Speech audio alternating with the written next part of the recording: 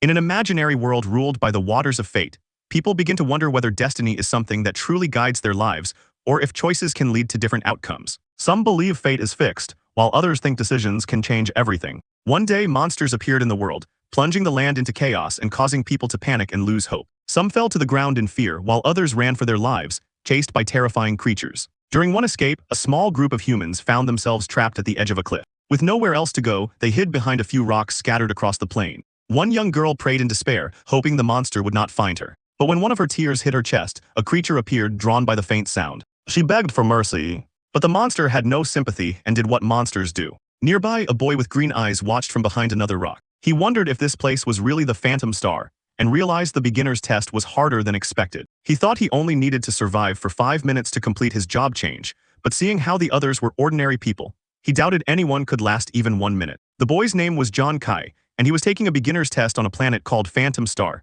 a massive celestial body that suddenly appeared near Earth 50 years ago. Its arrival caused no gravitational disaster, but soon after, animals and plants on Earth mutated into terrible creatures called celestial monsters. Humanity could not fight them with its current technology and faced near extinction. Amid the panic, humans discovered teleportation gates appearing across Earth. Those who entered them were transported to Phantom Star in digital form. There, people found a hyper-realistic virtual world where they could choose professions, gain equipment and skills, and grow stronger, like characters in a game. Over time, they learned that when a person reached a certain level on Phantom Star, their power could return with them to Earth, allowing them to fight celestial monsters in real life. These people who entered the other world to gain power were called explorers. John Kai was one of them. But during this brutal beginner's test, all his companions were slaughtered by the test monster, leaving him alone. Cornered at the cliff's edge, he felt hopeless. He thought about his family, his sister who had worked hard to support him, and his older brother suffering from kidney failure, who needed money for surgery. John regretted that he might die here, failing them and wasting all their efforts. As the monster approached, John refused to die without a fight. Instead of waiting for death, he ran. Though injured, he barely avoided the creature's fatal blow. With no other choice, he made a desperate decision and leapt off the cliff. He believed that surviving the fall was more likely than surviving the monster's next attack. At that moment, a notification sound echoed. A system message appeared, praising his decision as a rare player action, and announcing that he had triggered a 1 in a million chance to unlock a hidden profession. The transfer was successful. John Kai had obtained a secret and honorable new job. After a long fall, John landed among tree branches that softened his impact. He survived. When he woke up beside a river flowing south, he was surprised to find that all his injuries had healed. A system window appeared before him, showing a rift in space and time. From it emerged a girl-like figure who represented the system's intelligence, and informed him that since his job transfer had succeeded, his attributes had been updated. He had essentially been revived with full health, and when John asked if she was the artificial intelligence that ran the system, she ignored the question and began listing his new talents. His first talent was Double, which doubled all rewards or punishments, with a 1% chance of multiplying them tenfold. Since he triggered the talent immediately, he gained another one called Super Critical, which increased attack damage 200 times but had only a 1% success rate. When John checked his status window, he saw his 4 main attributes totaled 36 points, nearly twice what most beginners had after a job change. He realized this boost came from his double talent, meaning he would level up twice as fast as normal players. The Super Critical talent also amazed him. Even though the chance of success was small, its potential damage was enormous. Looking around, John noticed a weapon stuck in the riverbed, one often used by monsters. He decided to retrieve it. At first, he had only wanted to complete the test and earn some money for his brother's surgery. But now that he had a hidden profession, he saw greater possibilities. Still, this was just the first step. To pass the beginner's test, every player needed to reach the city of Shino within 7 days. The area was filled with monsters, and dying meant being sent back to Earth, a setback only the rich could afford, since re-entering Phantom Star cost a lot. Just then, a loud roar echoed from the forest. John hid behind a tree, recognizing the sound. A huge serpent was attacking a terrified young man who fought with his eyes closed, throwing clumsy punches surrounded by faint energy. It was Yuan Zhu, John's old friend. Realizing the danger, John shouted to him not to be afraid and rushed out to help. When Yuan saw John, he panicked, urging him to run away because the snakes were too poisonous and fast for beginners. But John attacked with precision, throwing his weapon and killing one of the serpents instantly. Yuan was shocked by his friend's strength. John had planned his move carefully, using Yuan as a distraction to strike from behind. The remaining snakes turned on him, baring their fangs. Yuan warned him about their superior speed, but John dodged easily, showing incredible agility after his system upgrade. Yuan watched in disbelief as his friend moved faster than humanly possible. John realized his boosted attributes made him as strong as a level 2 player, while the snakes were only level 1. He tightened his grip on his weapon and asked Yuan to keep the creatures distracted. After a brief but intense fight, all the snakes were dead. Yuan hugged John in relief, praising his skills, but John brushed it off, saying he had only been lucky to complete his job change and gain the player profession. Yuan didn't quite understand, but proudly said that his own profession, martial artist, was also decent, ranked 5th in the Divine Glory realm. On Phantom Star, job quality depended on the materials purchased before entering. The wealthy could afford high-tier professions like paladin or assassin, while the poor were often stuck with weak roles like beggar or drunkard. John teased Yuan, asking if he had borrowed money from a loan shark to afford his class, but Yuan avoided the question. They decided to sell the materials from the snakes later, since monster parts and equipment could be converted into tradable cards. Soon after, they noticed a young girl wandering through the forest. She introduced herself as Sway and asked to join their team for safety. John refused at first, explaining they could barely protect themselves. But Sway pleaded, saying she was a healer who could cure poison and even use venom to strengthen their weapons. Remembering his near-death experience, John realized her class could be vital and agreed to let her join. Yuan whispered that John probably just wanted to impress the girl, which made John roll his eyes. Meanwhile, on Earth, in the city of D in the Divine Glory Kingdom, researchers monitored the Phantom Star's portals. A scientist commented on how advanced the Explorer's wrist devices had become, able to track players in real time. A woman named Su Lannan, Sway's older sister, asked how the new players, especially her sister, were doing. The scientist replied that most beginners had already been eliminated, but her sister had formed a team with 2 others. Lannan sighed, worried, since larger groups tended to attract stronger monsters. A few minutes later, the scientist detected 2 human-faced monsters approaching the area. Lannan grew pale. She knew such creatures could wipe out all the beginners, and her sister stood no chance against them. Death on Phantom Star did not kill players in real life, but the experience felt painfully real, often leaving deep psychological scars. Lannan feared she would soon need to send her sister for therapy. Then something unexpected happened. The scientist announced that her sister was still alive, and both monsters had been killed. Lannan was speechless. Moments earlier, in the virtual world, the 2 monsters had appeared before John's group.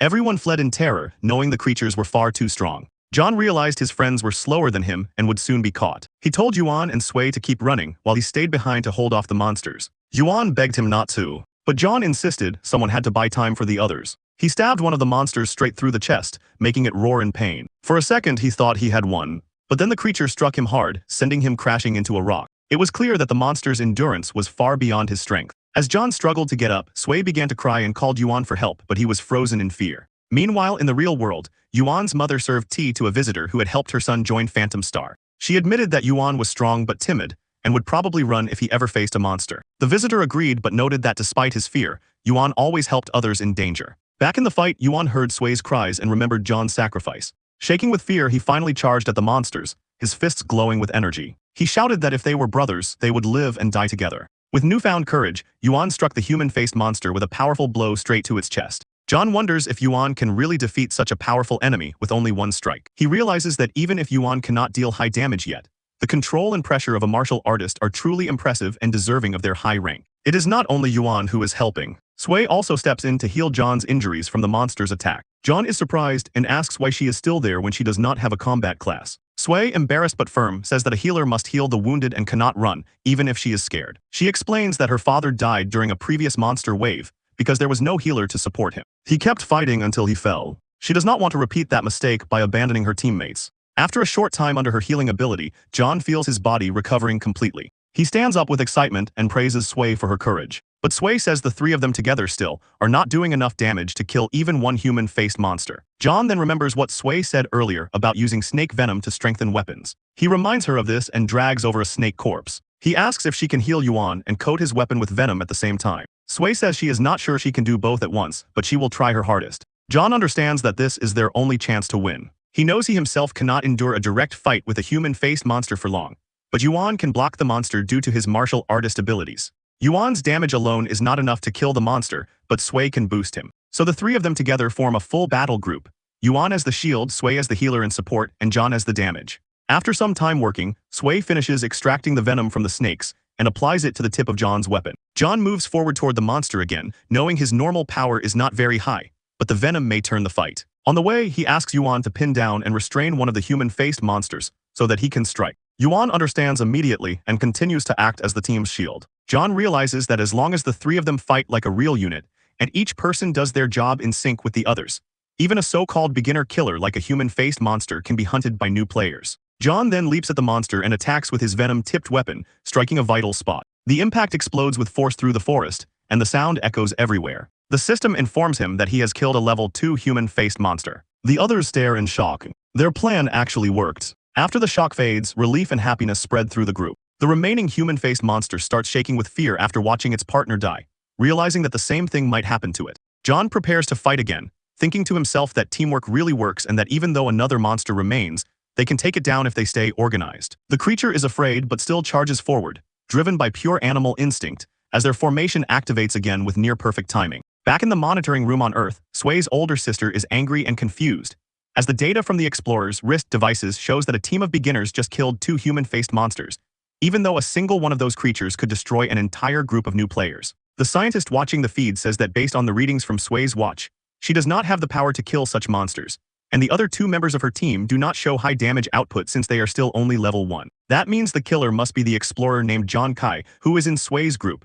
But when they try to read his class, his profession does not appear in the system. Sway's sister Sue Lannon thinks this should not be possible and believes that someone who can kill 2 human-faced monsters must have an amazing profession, making her wonder who this boy really is. Back on Phantom Star, the system notifies the team that they can collect the monster corpses. All 3 of them collapse on the ground, totally exhausted, as Yuan praises John for his quick thinking. Sway points out that now that they know they can beat human-faced monsters, they should be able to complete the test safely. But John says they do not need to rush to the final destination, explaining that there is still plenty of time to reach the city of Shino, the goal of the beginner test, and tells them to relax and rest. They are confused, so he explains further. He says that after the test ends, ranking points are counted, and rewards go to those with the highest points. The equipment given by the military to the top players is extremely useful and helps beginners survive later. Since they can now hunt monsters and turn them into points, they should aim for the highest ranking instead of only running for the finish. He then asks his teammates if they are willing to hunt more monsters with him to farm points and get better rewards in the end. They are unsure at first, but a few hours later, Yuan is standing in the forest acting as bait. Surrounded by snakes, he is shaking so badly that he almost cries and asks if he will be the first one to die. From high up in a tree, John tells him to be brave, reminding Yuan that he is a martial artist who can take hits and fight. From another spot, he reminds them that they also have Sway, a healer, who can support them if anything happens. When the snakes move in to attack Yuan, John jumps down. He charges in to help before Yuan is overwhelmed. The system reports that John has killed 3 level 1 land snakes, raising his experience to 10 points out of the 100 he needs. John thinks quickly about the rules he read earlier. Only the person who deals the killing blow gains experience from the monster. Since he is currently the only one who can safely kill enemies, they all agreed to let him gather experience first. If he levels up faster, he will be able to protect them more easily. That is the plan. One day passes as the group keeps fighting non-stop. After enough battles, the system congratulates John for reaching level 2, and since his talent doubles his gains, his growth is even faster. He is pleased that after only 1 day of hunting land snakes, he has already reached level 2. Sway congratulates him, and Yuan asks how his stats changed after leveling up. John answers that he received 20 attribute points and now has 56 in total, though he admits it does not sound like much to him. Sway and Yuan are stunned, realizing that this number is far from normal. Yuan says that leveling up increases physical strength, agility, and mental power, but normal people only get 10 attribute points per level. Sway adds that 56 total points is something close to a level 4 explorer, and John is only level 2. John explains that this is part of his class, which can double his rewards but also double any punishment. Even though his teammates do not fully understand, Sway can tell it is an extremely powerful profession, while Yuan suddenly feels discouraged because, compared to John, his own martial artist class now seems less impressive. At that moment, a rift opens in front of them again, and the system appears in the form of a girl who explains that when a player reaches level 2, they normally unlock 1 skill, but because of John's special talent, he will receive 2 skills instead. John is thrilled, realizing that he will now have 2 profession skills.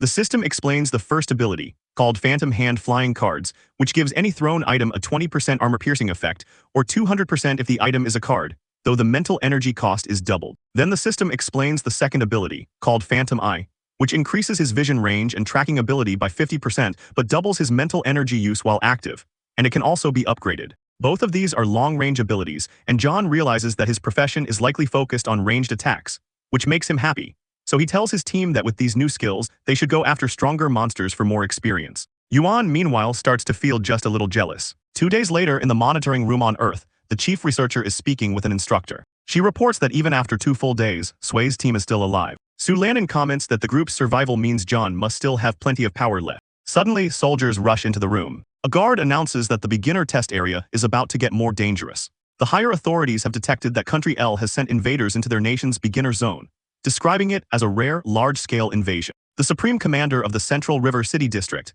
Wei Wang, arrives and orders immediate preparation for this situation. Su Lanan, worried, asks if a mass invasion is really happening. Wei Wying confirms that even if the report later turns out to be false, they will not lower their guard. The explanation horrifies Lanan, who knows exactly what these invaders do. The invaders are trained players from Country L who enter other nations' beginner zones to hunt and murder new players. The rules of the Phantom Star beginner test state that advanced players are not allowed to enter and help their own rookies, so normally the test is meant to be fair and solo. But Country L has a special profession that allows its own natives to break this rule and enter other countries' novice zones as attackers. These invaders torture and kill foreign beginners in brutal ways to traumatize them. Many become too afraid to ever enter Phantom Star again, which lowers the number of future strong players in rival countries. Su Lanan slams her fist down in anger. She says her little sister does not have the mental strength to endure that kind of cruelty. Wei Wying orders psychological support preparations for all remaining beginners, since the invasion has already begun, and the mood in the room turns dark as many now believe there may be no survivors in this test. Back on Phantom Star, John's group walks through the forest, calm for the moment and looking for more monsters to gain experience. Suddenly, John senses something hiding in the bushes behind them and quickly stops, raising his weapon. Yuan asks what he is doing because they already passed that spot earlier and saw nothing. John answers with a serious face that the real threat is coming from farther away than they first thought. John throws his spear with full force toward the area where he sensed movement. The spear flies a long distance, smashes through branches and finally hits something. John announces that he hit a target and runs forward, telling the others to come see. Yuan mutters that John must be imagining things, but he still follows along with Sui. Even though it is nighttime and the forest is dark, they find that John's throw killed a level 2 short spine wild boar. Yuan is shocked, unable to believe that John landed a killing shot from that far away on a level 2 beast. John stays calm and tells them not to panic, explaining that this is just his new ability in action. The system then asks if John wants to collect the boar's remains, noting that the animal's spines can be turned into weapons.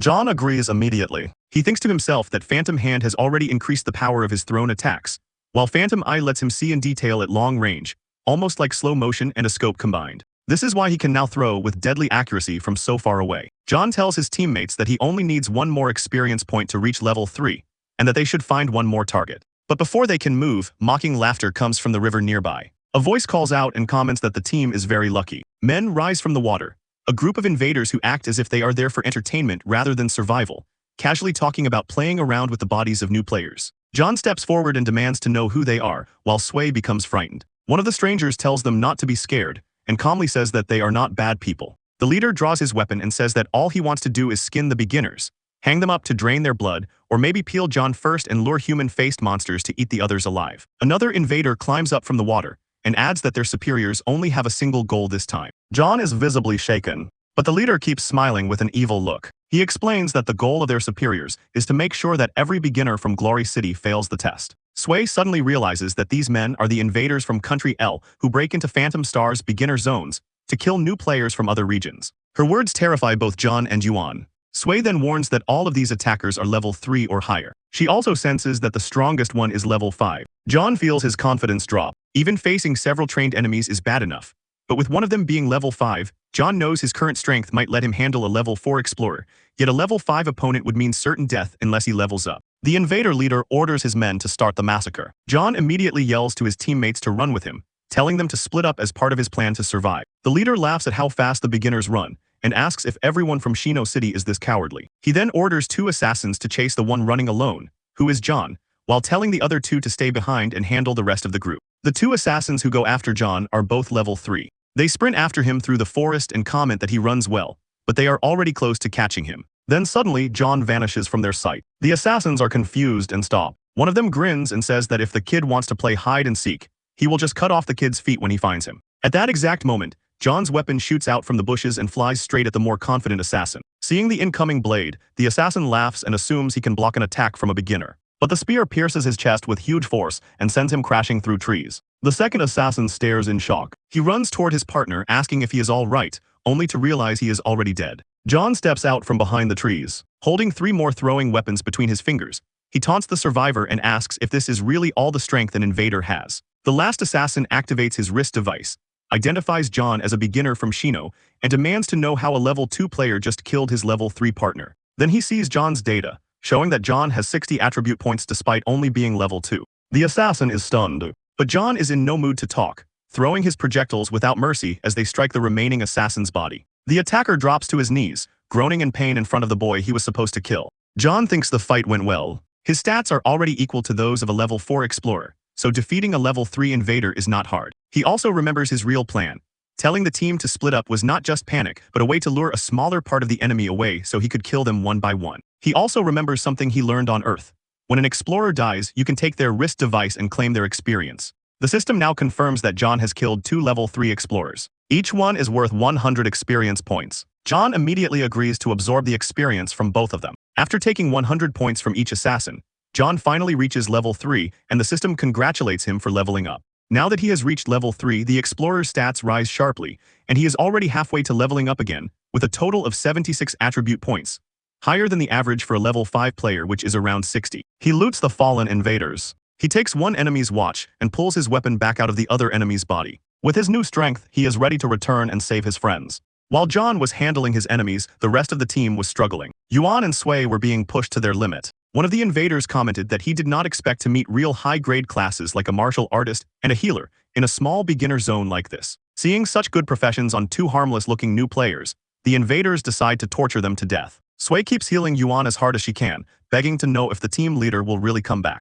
Yuan, badly wounded, tries to calm her, saying that John will definitely return and explaining that even if John is the type to run when girls chase him, he always shows up when his friends or family are in danger. No matter how bad it looks, he will come back. The invaders finish playing around and announce that they are about to skin the 2 beginners alive. Before they can begin, John bursts out of the trees like a true hero. Without hesitation, he fires several sharpened wild boar spines. The strikes are fast and deadly. Several of the enemies are killed instantly. Yuan lights up with happiness, knowing in his heart that John would return. The surviving invader captain panics. He shouts into the empty forest, demanding to know who is attacking them. He cannot even see the source and wonders if the city of Shino somehow sent a special profession into the beginner zone. He realizes the situation is now dangerous for him, and decides to run before the attacker shows himself. Sui notices that the enemy captain is trying to escape like a coward. But John is not going to let him go. He saw what the captain did to Yuan, and he refuses to forgive it. John takes the spear he got from the human-faced monster and hurls it. The spear strikes the fleeing captain in the back with brutal force. The man groans, crashes forward, and dies face down. With all of the invaders killed, John runs over and asks Sui if she is all right, and she sees that he really did come back. But there is no time to relax, as Yuan is in very bad shape, and Sui explains in panic that she can no longer heal him. His injuries are too severe. Yuan coughs and speaks weakly, saying that he knew John would come back, but this time he will not be able to go with him any farther. Then he falls to the ground. Yuan lies on the ground, barely hanging on, and with the last of his strength, he thanks them for everything they have been through together, saying that what they shared will become a great memory. His eyes begin to close as he tells them to continue forward without him and do their best to pass the judgment trial. Sui breaks down in tears, blaming herself and believing that part of the reason Yuan is dying is because she was not strong enough to protect him. John lowers his head, calls Yuan's name, and then, without hesitation, drags one of the still living invaders over and drops the body in Yuan's lap. He calmly explains that he left 6 invaders alive on purpose, each one wounded but not dead, so his teammates could get the finishing blow, level up from it, and recover. Sui remembers how the system works. When you kill an explorer in Phantom Star, you gain experience and your body returns to a healthy state.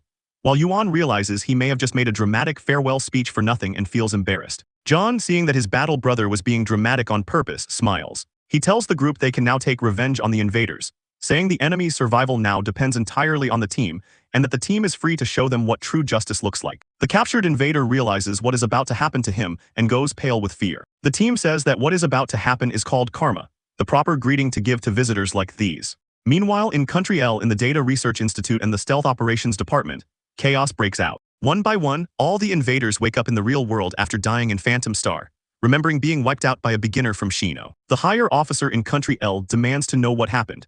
He asks how their elite invaders could have been destroyed and wonders if the enemy country now has a profession that can counter them. At the same time, in the Kingdom of Shino, a scientist informs an instructor that the news is bad. He says that Sui made contact with the invaders. When Su Lannon hears this, she panics, knowing that her younger sister is not prepared for something like that. The Supreme Commander says that, sadly, no beginner has ever escaped from the invaders before, and that they need to prepare psychological support. But the scientist quickly says that is not actually the problem. He looks at the main screen and explains that, according to the system data, Sui not only survived but also leveled up. Everyone in the room is shocked, unable to understand it. The commander asks how a new player could level up after being found by those killers, guessing that maybe the invaders helped them hunt monsters, but the scientist rejects that idea. The only answer left is that Sui's group killed the invaders. The commander is so stunned he drops his glass of water and jumps to his feet. He demands the full data on Sui's team. The researcher quickly pulls up the status of each teammate, and confirms that all of them have reached at least level 3. The commander is thrilled, pointing out that it would be impossible to reach level 3 so quickly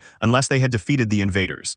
Su Lanin is still unsure, saying that her sister is only a healer and that Yuan is a martial artist who cannot deal huge damage. That means only one possibility remains. John Kai must have killed all the invaders himself, yet the military still cannot read his full level or profession. The scientist then reveals that he has discovered why the system cannot identify John's data. John is wearing an old-style watch, and although everyone who enters Phantom Star needs a watch to track their status, his device is an old-generation model that no longer connects to the network. The military stopped supporting that model more than 10 years ago. The instructor is angry that someone is using such outdated original gear, while the commander, Wei Wying, finds the situation very interesting. He orders the researcher to gather all possible real-life information on John. Back on Phantom Star, Yuan is amazed by the way his body was restored to normal after leveling up. Sui is also excited to feel her own physical strength jump. Yuan says he gained a skill from his martial artist class that lets him strike nearby enemies with force, while Sui says she gained a healer skill called the Doctor's Heart, which makes her healing ability much stronger than before. John thinks that everything is going as he expected,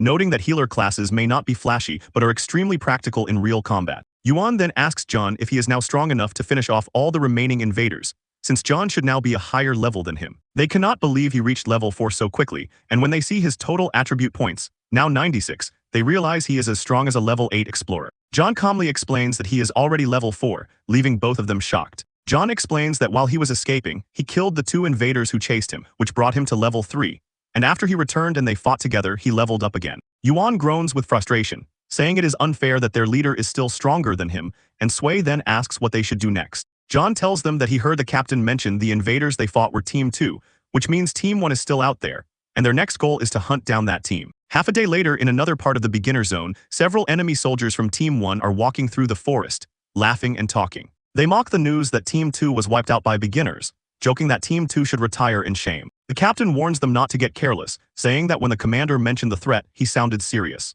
One of the invaders laughs and asks why they should worry, saying the beginner zone has a level cap of 5, and their group is full of level 5 players. Hidden behind a fallen tree nearby, John and his team prepare their ambush, counting 9 level 5 enemies ahead as the group grows nervous. John tells them not to panic, saying that even if he cannot kill the enemies instantly, he can still hurt them. But he adds that if they do nothing, the invaders will just hunt other beginners, so waiting is not an option, they have to strike first. The enemy captain spots movement at the edge of the forest. He sees John rushing in with a spear. The invaders quickly realize that he is only a level 4 novice, and one of them is impressed that a player at that level has survived this long in such a dangerous zone. The captain grins, calling it a lucky find, and orders his men to kill John so they can count it as a military accomplishment. The invaders chase John. This puts him in an even worse spot than before, because now the group is large and organized. John's team sticks to their plan, aiming to lure the enemies into position so Yuan can use his new skill to knock them all off balance and let the group finish them. The problem is that this enemy squad is too big, and if any of them survive the first hit and escape, they could warn the others. Still, John's group comes up with a version of the plan that can wipe all of them at once.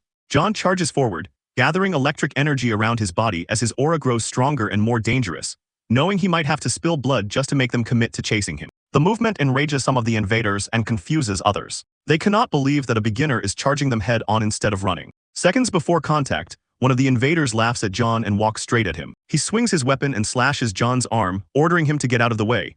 But John takes the hit without blocking and keeps running. He thinks to himself that he is still not close enough. The invaders surround him tighter and tighter, but he still needs them even closer for the trap to work. He keeps running past them and dodging their strikes just to pull them in deeper. Their captain grows annoyed and demands to know why his men cannot stop one level 4 kid. He says that all of them are level 5, and that it should be impossible for a lower-ranked player to avoid every attack like this. One of the invaders checks his watch. The first scan was too fast to get full information, so he now scans with a higher-grade watch. He frowns and reports that, although he cannot read John's total stats, he can see that John's agility is around 30 points. The captain is stunned, realizing that number should not be possible. Another invader argues that this must be a mistake, since his own agility at level 5 is under 20 points, and there is no way a level 4 beginner should be faster. The captain starts to shake, knowing that high-rank watches do not usually make this kind of mistake, and suddenly realizes the real danger. That if they are all chasing someone with agility that high, the boy is not running in panic but leading them. The captain shouts to his team that they have been tricked and tells them to escape right now. But it is already too late. As the invaders start to pull back, golden lightning cracks through the sky. Yuan is in position and activates his special ability, Earthquake. He slams the ground so hard that the force lifts the invaders off their feet, throwing all of them into the air and leaving them helpless. John thanks his old friend in his mind as he surrounds himself with crackling energy, telling Yuan to leave the rest to him. He then begins his attack, launching wild boar spines with perfect aim. The invaders hit the ground one after another, and one after another they die. The entire enemy squad is wiped out almost instantly, exactly as planned. Yuan can barely believe what he just saw, staring at John and asking what kind of terrifying monster his friend has become. The system reports that John has killed 5 level 5 invaders, and after looting them, he gains 2,000 experience points, enough to reach the highest possible level in the beginner zone. John reaches level 5 and realizes that from this point forward, the amount of experience he can loot from enemies will be doubled for higher explorer levels. Sui is amazed, saying she has never seen anything like this. And when Yuan asks if they are going to power up even more, John explains that he left 4 of the enemies only half alive on purpose. Those weak survivors are for Yuan and Sui to finish, so they can gain their own experience. He says that earlier he had to kill most of the enemies himself to level up fast and protect them, but now he has leveled enough. After everyone gets enough points, they will head to the finish line, and Yuan and Sui are excited because it is finally their turn to evolve. As they move through the forest looking for more enemies to level up the team, John tells the others to stay alert. He says there are still many monsters on the way to the end of the test, and that the closer they get, the stronger and scarier those monsters become, with the possibility of even a final boss waiting in the beginner area. A roar shakes the entire forest, making all 3 of them jump. They follow the source of the sound and find 2 dead human-faced monsters. Their bodies are torn apart, heavily mutilated. Sui recognizes the corpses, and Yuan nervously asks what kind of creature is strong enough to do that to monsters of this level. Curious, John activates his Phantom Eye skill to sharpen his sight and focus on the area. He notices a faint golden glow in the distance. He realizes that something covered in golden energy is what killed those 2 monsters. Sui is confused and interested, but before any of them can say more, something attacks. An energy blast fires from behind them. Yuan does not notice the attack coming as he keeps talking in fear, asking what could have done this. The energy blast hits both him and Sui, throwing them back. Right after that, the attacker charges straight at John. Yuan struggles to his feet and shouts a warning, saying that whatever it is seems strong enough to kill instantly. The creature slams into John, who does not even bother to defend. The others are shocked, but instead of being killed, John simply grabs the attacker. Now they can see what it is. It is not a giant beast but a golden hamster. Yuan and Sui are stunned. John catches it like it's nothing and calmly says that the little creature is not fast at all, calling it a fat rat. The hamster gets angry, saying it was only caught because it wasn't paying attention and claiming that it's actually very fast. To prove it, John does something unexpected and lets it go. The hamster surrounds itself with golden energy, spins up speed, and darts forward again to attack the beginner. Yuan shouts in panic, asking why John is letting it loose and reminding him that this same creature just killed 2 human-faced monsters. John simply reaches out and catches the hamster again, doing it even more easily this time and without any effort. Then he tosses the hamster down and says it is still too slow for him. To make his point, he casually starts tossing the hamster from one hand to the other in midair, not even giving it a chance to escape. Sui and Yuan stare in disbelief, unable to understand how John became this strong so quickly. At this point, John is holding a creature that just destroyed 2 human-faced monsters, and that creature cannot even break free. Holding the captured hamster, John says it seems the little beast is not going to run anymore, while Yuan, stunned, keeps saying that what John just did is unbelievable. John says he does not know if this little rat can be tamed and turned into a combat companion, but either way, they should still collect the bodies of the human-faced monsters. He also points out that his teammates are almost level 4, so they should hurry and gather more experience, while Sui looks at the hamster and says it is very cute. Yuan once again feels discouraged, because compared to all this, his martial artist abilities now feel ordinary. Elsewhere in the beginner zone, another young man walks casually through the forest. He is relaxed and pleased that he has finally reached the end of the beginner judgment. Ahead of him is the finish line, the city of Shino. He climbs the long staircase leading to the gates. When he reaches the top, the huge city gate opens and soldiers come out to greet him. They welcome him as a new Phantom Star Explorer and say they will act as his guides. Their leader, a soldier named Shatao, places a hand on the young man's shoulder and tells him that first place has already been taken. But ranking is not everything, since just passing the trial at all is already a great result for a newcomer. The young man says he understands he is not the first to arrive, but he proudly opens his inventory to show how many monster bodies he collected and how high his level is. The soldiers are impressed, since ranking in the beginner test is based on points and rare monster corpses can be traded for a lot of them. And Shatao asks how he managed to kill so many monsters.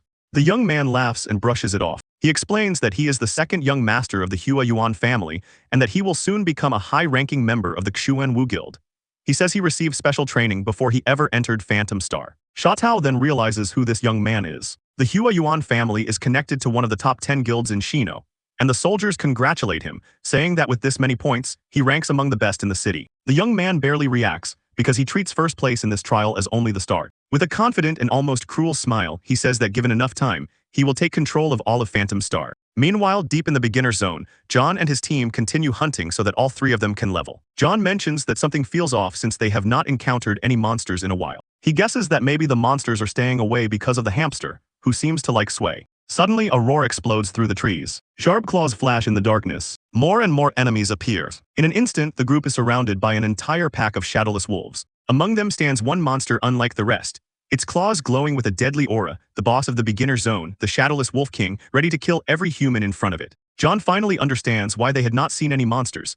They had unknowingly wandered straight into the boss's territory. The wolves form a tight ring around the three explorers. Yuan is terrified and says he has heard that the Wolf King is a creature that has never been killed in the beginner zone, and anyone who meets it is as good as dead. John grips his weapon and shakes, knowing he could probably escape alone if he ran now, but Sway and Yuan would not be able to. That means there is only one choice. They have to fight, and John tells the others that running is no longer possible and that they will kill the Wolf King together. He charges at the boss with his spear. Yuan leaps and uses his earthquake ability to crash the ground and distract the rest of the wolves. John keeps moving forward without slowing down, while Yuan slams into the dirt and splits the area around them. Sway is also determined and boosts John's weapon by coating it with poison. John asks her to back him up and then, using everything he has at once, he hurls his spear at the Wolf King. Giving everything he has, the hero tries to finish the fight against the beginner zone boss in a single attack by throwing his spear with full force at the shadowless Wolf King. But something unexpected happens, as the spear bounces off the wolf's thick hide without causing real damage. All three teammates feel a wave of fear.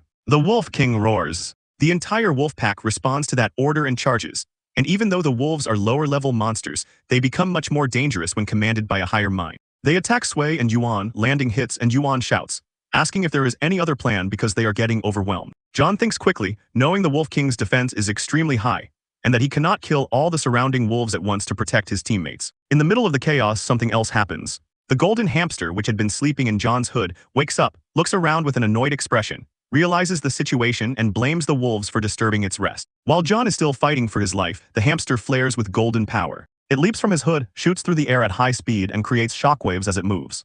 Then in a single burst, the hamster pierces straight into the Wolf King's chest. John is stunned, realizing that while he had not managed to get through the boss's skin at all, this small creature just bit through it. To confirm, John activates Phantom Eye, the focus ability that sharpens his sight. He looks at the wound and sees clearly that it is real, realizing that the hamster has opened a weak point and that they can win. His first spear throw failed because the boss's natural defense was too high, but with an exposed wound, it is different. John takes one of his wild boar spines and throws it like a bolt, surrounding it with crackling energy. The projectile flies and strikes directly into the open injury in the Wolf King's chest, and this time the boss reacts. It is hurt. John understands that his method is working, and that he can keep using Phantom Eye to lock onto the same wound and repeat the attack, but then something even more incredible happens. The projectile flashes with intense light. Against all odds, John's ultra-rare super critical activates, multiplying his damage by 200 times. None of his teammates understand what they are seeing. Yuan saw only a single hit, and then the boss began to fall. John himself is surprised. The system announces that he has defeated the boss of the beginner zone,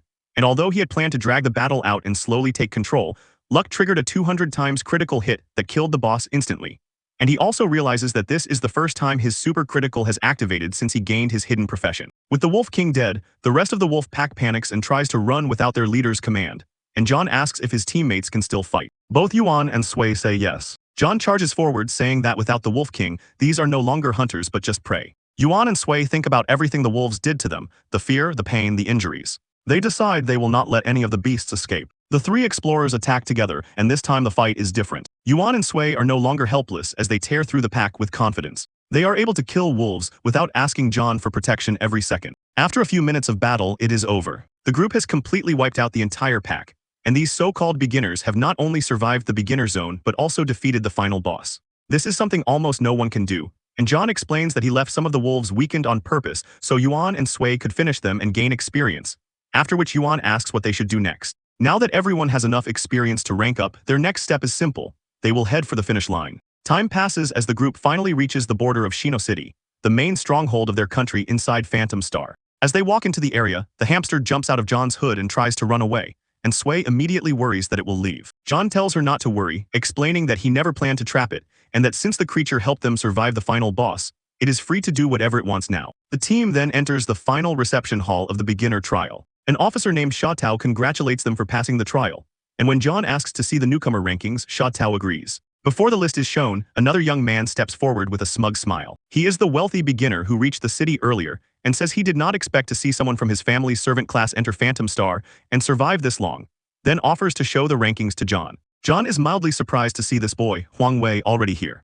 The rich boy looks at the ranking, proudly claims first place and mocks John's team, calling them bottom feeders who somehow crawled up. Other followers join in, insulting John's group, calling them losers, and demanding to know how they dare to ask about rankings at all. Inside, John remembers his past with this boy, and how his sister worked in the Huang household just to save money so he could enter Phantom Star. He remembers how this same rich boy harassed his sister, and how he used John's sick brother to humiliate them both. Yuan steps forward in anger and tells Huang Wei to shut up, but John stops him and says it is fine. He apologizes to the others in the hall for the disruption, and calmly says that the rankings are going to change anyway, adding that his team will take the top 3 places. For a moment, the whole hall goes quiet. Then the rich boy and his followers burst out laughing, saying that John is just dreaming. John turns to his friends and says that they do not have to pretend anymore. Sui agrees. Yuan activates his wrist device and says he is ready. The 3 of them step up and publicly display their inventories to the ranking system. The bullies stare with their mouths open, unable to believe what they are seeing. All those monster corpses, and not just weak monsters, but rare ones, are in the hands of only 3 beginners. Huang Wei is shocked.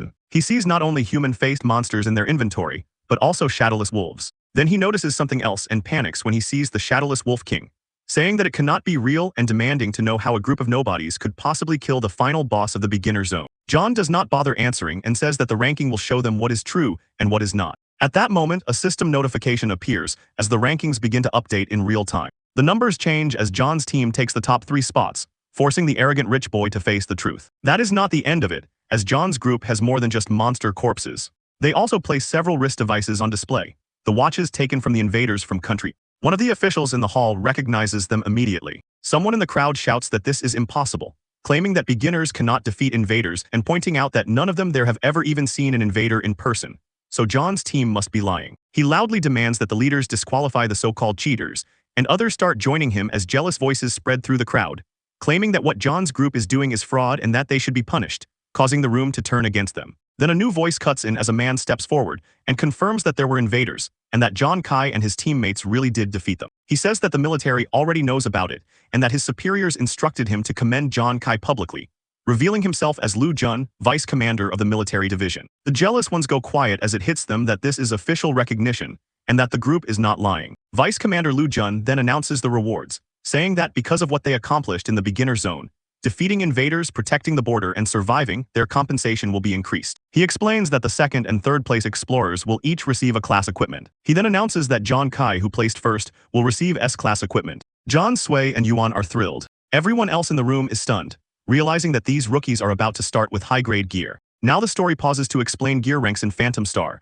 where equipment is graded from rank F at the lowest, progressing through D, C, B, and A, with S as the highest rank. B and C class equipment is already considered very good, while A class and S class are what every serious explorer dreams of someday. The jealous boy cannot handle this. He placed 4th after the update, and he cannot accept it. He shouts that something must be wrong, insisting that since John comes from a poor family, it should not be possible for him to be better. John tells him to calm down, saying that the military has already confirmed the truth and warning that if he keeps insulting his family, things will get ugly. The jealous boy only gets louder, screaming that John's family is trash and mocking John's sister as nothing but a servant while sneering about his sick brother. He says John is nobody and that someone like him should not dare talk back. That is the moment John stops holding back and moves before anyone can react. The jealous boy tries to attack, but he never gets the chance. John is much faster. A deep cut appears across the young man's chest and blood sprays. Most people in the room do not even see what happened. It was too fast, and even John's friends stare in shock. The vice commander turns and asks if John just attacked Huang Wei, the jealous boy. Someone in the hall nervously reminds everyone that Huang Wei's family belongs to one of the top 10 guilds in the country. Yet even so, John has just cut him down. Huang Wei, bleeding and trembling, tries to threaten him, asking if John understands what he has done and warning him about the consequences. John answers coldly, saying that garbage like this who threatens his family deserves worse, and that he does not care who Huang Wei is. Huang Wei realizes something in that moment, that this is not a peaceful world but one that already resembles a battlefield, where family is all most people have left. And if someone threatens that, there is no point in trying to negotiate. John walks toward him step by step. No one stops him. John says he will never hesitate to defend the people who matter to him, declaring that anyone who endangers his sister or brother should be ready to die and be forgotten. Huang Wei breaks down, screaming and crying like a child. In the system, a notification appears showing that Huang Wei's character is dead, and John receives 6 experience points for it, which is very little. John frowns, thinking to himself that for someone from such an important and wealthy family, that is a disappointing amount of experience, though he knows there will still be consequences, since death in Phantom Star is not permanent in the real world and Huang Wei will wake up back on Earth with his family's influence intact. Even so, the military commander is watching closely, and thinks that John is reckless but also powerful, decisive, and loyal, which pleases him. The commander silences the room, stating that John acted in self-defense and that the matter ends here for now, adding that he does not want anyone discussing it further. He then turns to John, Sui, and Yuan, telling them to follow him to receive their rewards.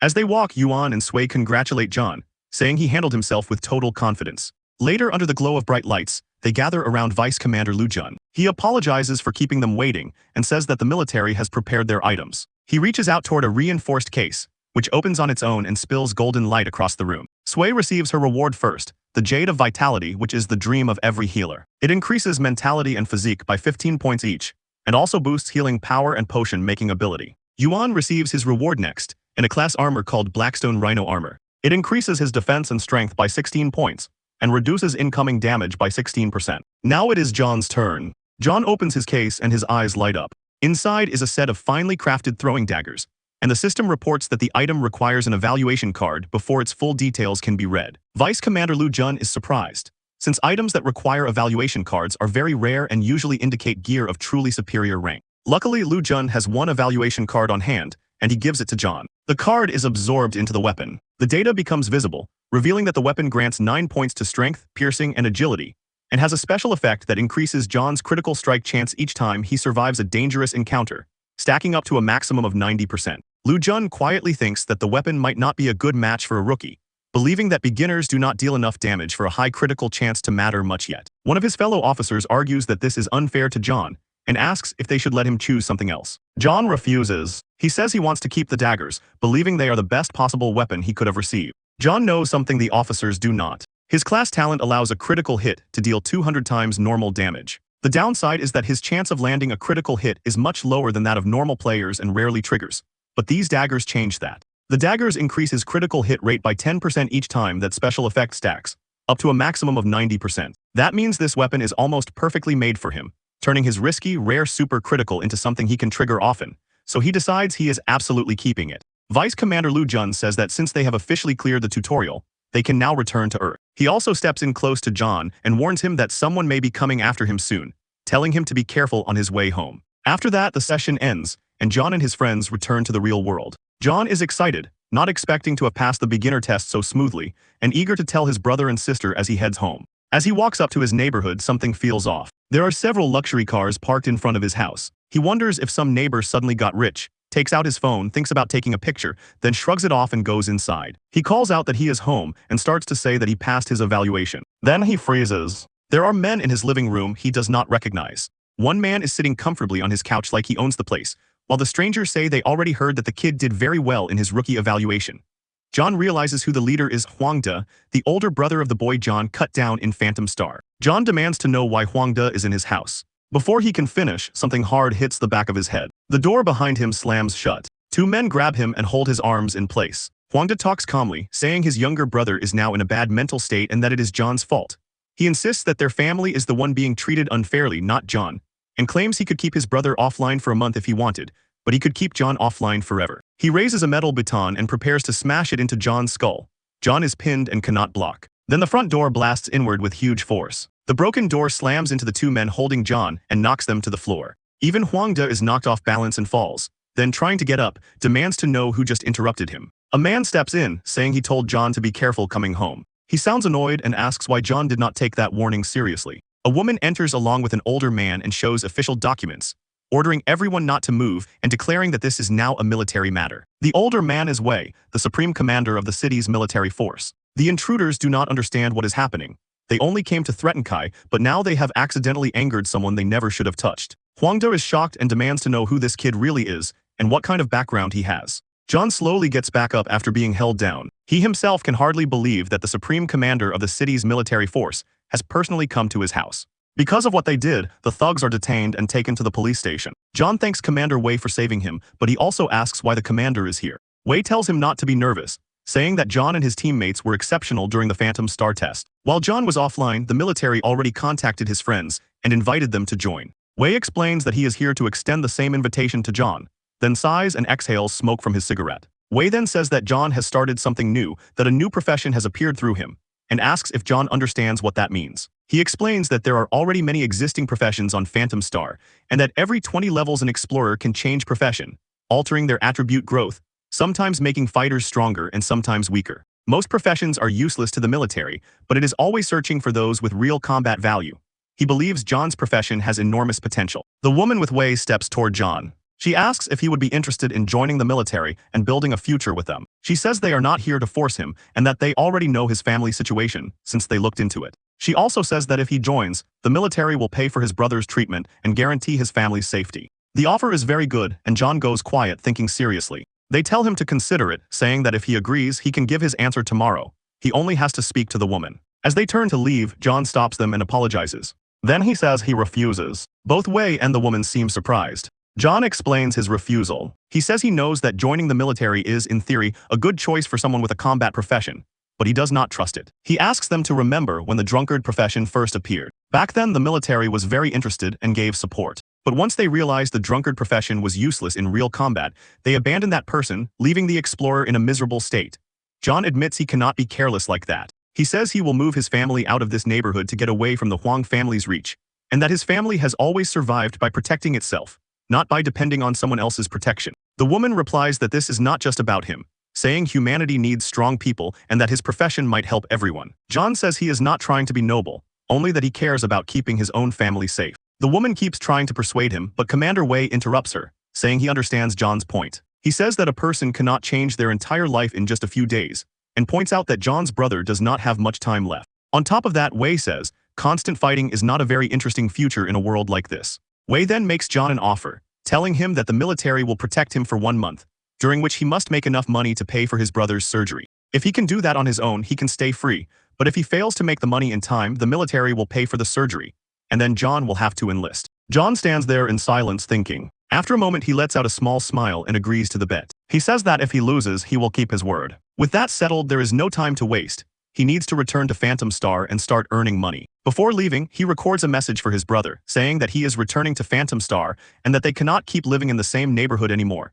They have to move for their own safety. He promises to come back with enough money. He then logs back into Phantom Star. Now that he has new clothes and an official registration, he can finally hunt monsters for real profit. But first, he has to register with a guild. Beginners are required to join teams because hunting alone is dangerous. Guilds exist to help new explorers survive. He wonders which guild will take him. At the check-in counter, a woman greets him and asks if he is John.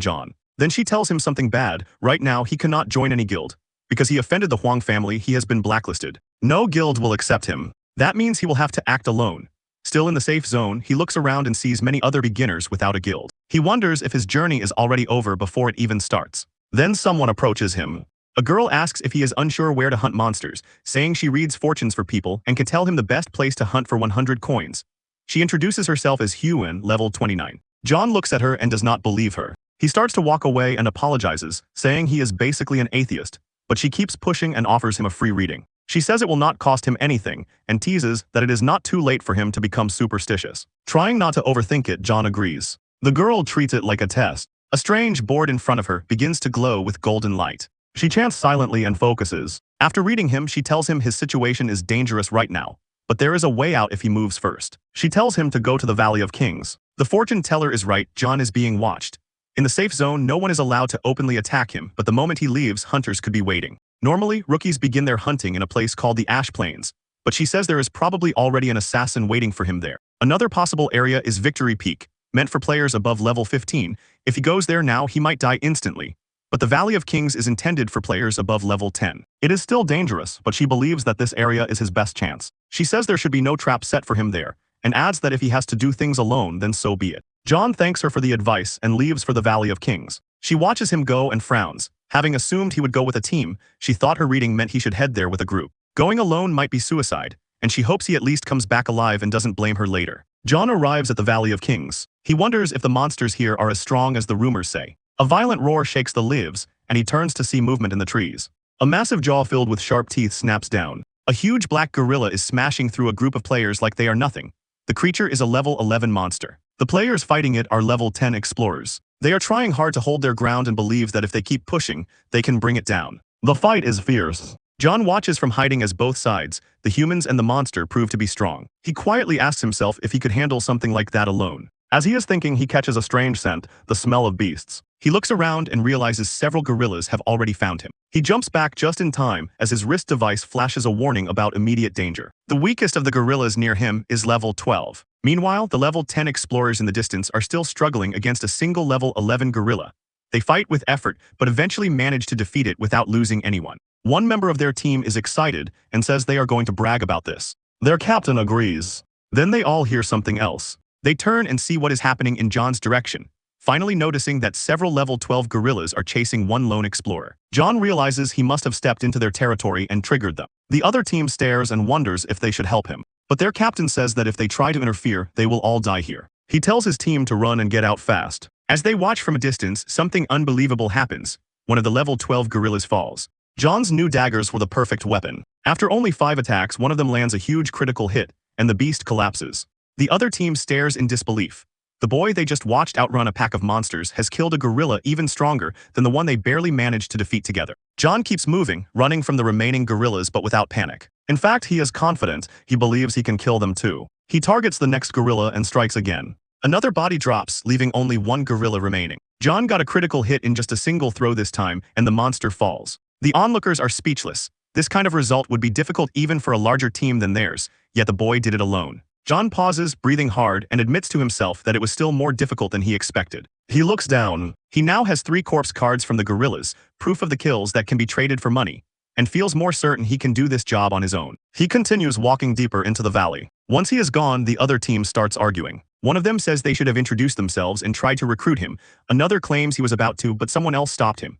But the truth is, none of them actually moved a step to help John. In another part of the hunting grounds, something else is happening at the same time. A group of people gathers in the wide plains, the air tents. It is the Huang family's Falcon squad. Every member of this squad is level 20. That means they are far above normal beginners, and they are all waiting for John to appear. They surround a woman and pressure her to tell them where she last saw him. The Falcon squad says they are here to avenge the honor of the Huang family, which John insulted, calling him trash and ordering the woman to tell them where to find him. The woman says that the boy went to the Valley of Kings and can probably be found there. They throw her aside and say that if she is lying, they will be back for her. This Falcon squad is known as the strongest group in the Huang family for players under level 20. John is in real danger if they catch up to him. But as they leave, the girl smiles to herself. She thinks that rude people do not deserve the truth, so she gave them what they wanted to hear but secretly cast their fortune, believing they are actually walking toward their own deaths by chasing John. After a full day of hunting, John reaches level 6. Rumor says gorilla bodies are worth a lot because they are extremely hard to collect. If he keeps hunting like this, paying for his brother's treatment will not be a problem. While he is thinking about this, another group approaches him. They ask if he wants to join them for a hunt. There are a lot of them in total. They have 3 full teams. They say if he joins them, he can earn a share of the loot that the gorillas drop. John answers honestly, saying he does not have a hunting team and is working alone. The young man leading the others insists, saying they only need one more person. He explains that the Valley of Kings is full of cliffs and peaks, and at the top of one of those peaks, a group of people is already gathered. He points down and shows John what they are looking at. Below them is an elite treasure chest. He says they have been watching that chest for a while. It is guarded by elite gorillas, which are much stronger than normal ones. He says they need John to act as bait. John will distract one of the elite gorillas and pull it away while the 3 teams handle the others and take the treasure.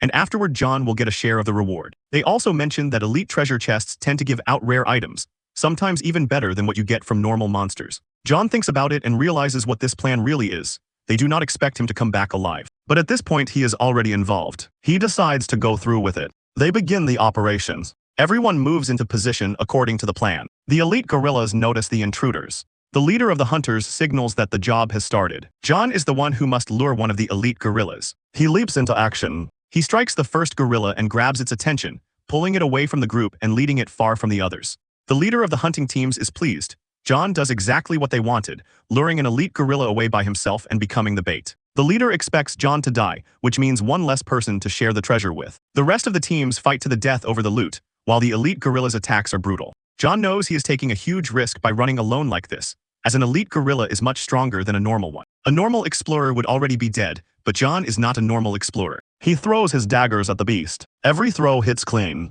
The elite gorilla staggers and finally crashes to the ground, dead. A level 15 elite gorilla is still no match for John's critical damage. Now the situation turns, it is John's turn to use the other explorers. Outside, the three teams are locked in battle with the other elite guerrillas, struggling to hold them back. Even with their full numbers, they are barely managing to survive. Their leader keeps shouting for them to stick to the plan, trying desperately to keep things under control. John meanwhile moves quietly. He only needs to walk a short distance before he finds what he came for. There it is, the elite treasure chest, and getting this far was easier than expected. All it took was killing the first elite gorilla guarding the entrance. But as he reaches for the chest, a roar explodes from inside the cave. Warm saliva drips onto his shoulder from above. Another gorilla was already in the cave, guarding the treasure. It drops down in fury and nearly crushes him. This one is different. It's a level 20 elite gorilla that the other teams had no idea existed. And unlike the others, this one is actually dangerous to him. The gorilla moves to block the exit entirely with its body. There's no way out now, it's kill or die. John attacks first, throwing his daggers, but this time they do nothing. They do not pierce the monster's skin. Even hitting its eyes is useless. The system shows why. The gorilla's defense is 23 points. John's normal attacks can't break that number, and even though his daggers ignore 9 points of defense, it's still not enough. While he is thinking, the gorilla charges. John is struck hard and smashed against the cave wall. His body slams into the rock, pain exploding through him as he struggles to sit up and understand what just happened. The difference between them is too big, he is outmatched, but even so, he refuses to die here. If he dies now, he won't be able to return to Phantom Star for an entire month, which means he won't be able to earn money. And if he can't earn money within 1 month, he'll break his deal with Commander Wei and be forced to depend entirely on the military, losing his freedom, something he cannot allow. His vision starts to blur. His body weakens and he can feel himself slipping. Then in his mind, a memory rises. He hears a voice telling him to stay awake, and then he sees his brother. In the memory, his older brother is running while holding him. The world around them is broken. They are in a ruined city. His brother doing everything he can to carry him, keep him awake, and get him to safety. A memory from 10 years ago when their home became a war zone. John thinks of that moment, remembering how his brother kept going even as everything collapsed around them. He remembers how his brother and sister saved him, and he refuses to give up. He pulls one of his daggers back into his hand. Energy spreads through his body as he forces himself to move. He will not die on the floor of this cave. Outside the memory, inside the cave, the level 20 elite gorilla leans in, and then it swallows him. The monster lifts its head with satisfaction, believing the fight is over. But something else is happening inside. A moment later, the gorilla's face twists and it lets out a horrible sound. Its head bursts apart into fragments and blood. Its body drops like a stone and the giant creature lies dead. John is injured, exhausted, and covered in blood but alive. He figured out that the gorilla's outer skin was too tough, but its mouth was softer. It was just like with the Wolf King. The outside had too much defense, but the inside did not, so he killed it from within. Now the elite chest is his. He's weak, but the treasure belongs to him. Almost an hour later, the other teams outside finally manage to kill the remaining elite gorillas. They cheer and celebrate, saying that the boy who lured one away is probably dead by now, which means one fewer person to share the loot with. They then enter the cave to take the treasure. But when they get inside, they freeze. The cave is empty and the elite chest is gone. The captain starts shouting in anger, saying the chest was supposed to be there. Someone else says that he saw the boy run inside the cave while they were still fighting, but he thought he imagined it. He did not say anything because it did not seem possible that the boy survived. Now the group turns on their leader. They complain that they have been out here for days, that their pay is late, and now the treasure is gone because they were tricked. Meanwhile, in another part of the valley, John is resting. He figures those people are probably cursing him right now and shrugs. He opens his system screen and looks at the treasure chest he took, which he still hasn't opened. Then he opens the chest and can barely breathe. It is full of valuable items, rare minerals, and equipment. The money he can make from this is far more than what he would get from just selling monster corpses. But something else in the chest stands out even more. There is another piece of gear inside, a pair of gloves. He slips them on. Each glove has a small fire emblem. He does not know yet whether they are meant for attack or defense. But the moment he wears them, he feels lighter and stronger. His body feels faster. He thinks his strength and agility have both improved and decides to test them. He throws his daggers, and as they fly, flames appear around them in midair. This must be the effect of the gloves. On Phantom Star, there are many kinds of flames, some extremely deadly, others almost worthless. Normal flames are weak. Ordinary fire is usually only good for lighting a campfire or cooking and isn't considered a real weapon. So John thinks that maybe these gloves are only for utility. Before he can finish that thought, the forest shakes. A heavy force slams into the ground nearby as a giant arm crashes into the dirt. He turns and sees them, 4 elite elemental gorillas. He wonders if one of them was hit by one of his test throws, or if they simply sensed him. Either way, all 4 are now staring directly at him. Even one of these enemies is a huge problem, but facing 4 at once could be impossible. He uses the same trick as before, aiming for the mouth, and throws a dagger at close range toward the open jaw. But this time the gorilla is ready. It clamps its mouth shut before impact, and the dagger bounces off. The system reads the result, 0 damage. John realizes this is bad. They've already learned his pattern and know to guard their weak point. He runs. In his current condition, even if he manages to target the inside of one of their mouths, there's no way he can handle all four at once. He might die here. Then he notices something strange. One of the gorillas suddenly begins losing health as its body catches fire. He doesn't see what started the fire, but the flames spread across its body. Then another gorilla's health drops and then another's. The health drain keeps rising. One of them bursts fully into flame, and its health bar drops by 2,000 points in a single moment. The fire spreads uncontrollably, and the elemental gorillas panic. The flames keep spreading, and though the gorillas try to run, they are already burning. John stares, struggling to understand what he's seeing. He doesn't even know how the fire is jumping from one target to the next. A tiny spark lands on one gorilla's chest fur. The gorilla slaps at the flames, but it's already too late. Its arm catches fire, then its shoulders, and soon its entire upper body. Now all three remaining gorillas are burning hard. John watches as the last of them begins to fall, still confused. He doesn't understand how the fire grew so strong so fast. It started as normal fire, yet now it looks like something else entirely. Then the flames fade, leaving all four massive bodies on the ground, completely dead. Something becomes clear. He saw the damage climb. At first the fire was doing about 10 points, but within seconds it rose to 2,000, a 200-fold increase. He realizes the truth. The gloves create fire, but more than that, his special talent lets the damage multiply by 200 times and spread from one monster to another. The fire looks like normal flame, but it is not normal if you cannot resist it. If they cannot endure the heat, it becomes fatal in seconds. With these gloves, he can inflict 2,000 points of damage per second across groups of enemies, meaning it no longer matters if he can't pierce a monster's outer defense.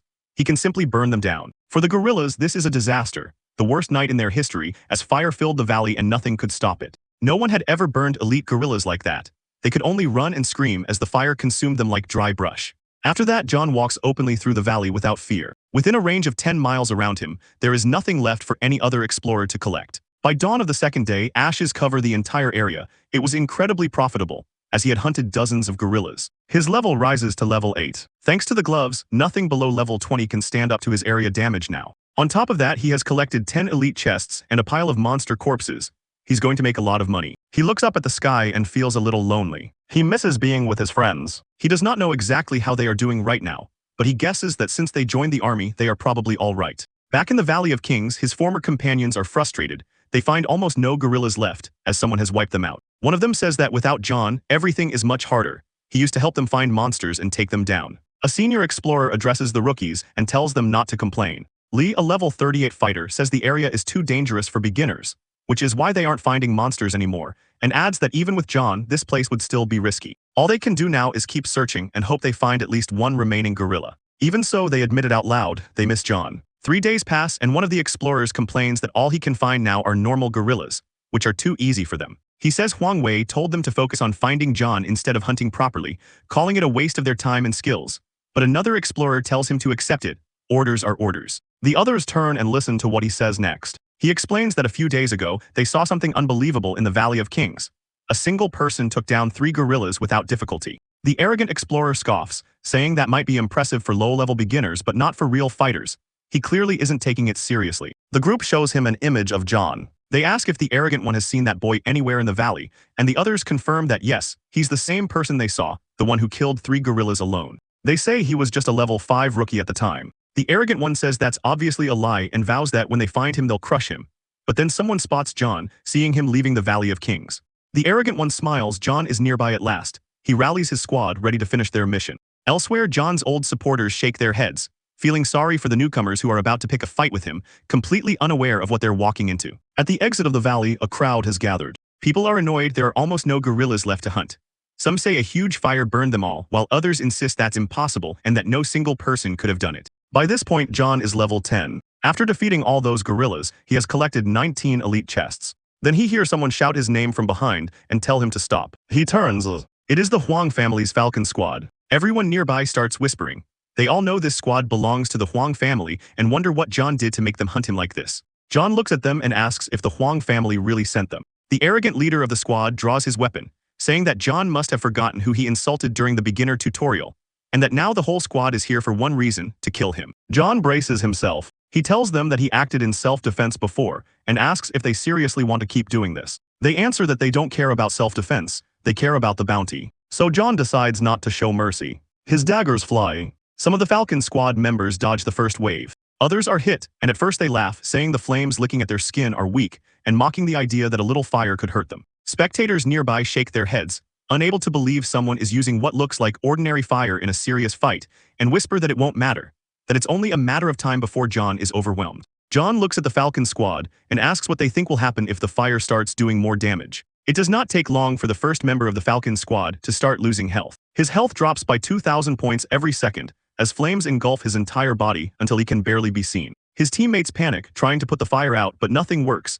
They can't understand how such a normal-looking flame is draining life so fast. The other two, who were only lightly touched by the flames at first, now begin to burn as well. Soon they also turn into human bonfires. The rest of the squad realizes too late that something is very wrong. Before they can react, more of them are swallowed by the spreading flames. The fire devours them, their bodies burning away as they struggle helplessly to stop it. The system confirms what just happened, announcing that John has completely wiped out the Falcon squad and stolen their experience points. Everyone who saw the fight is stunned.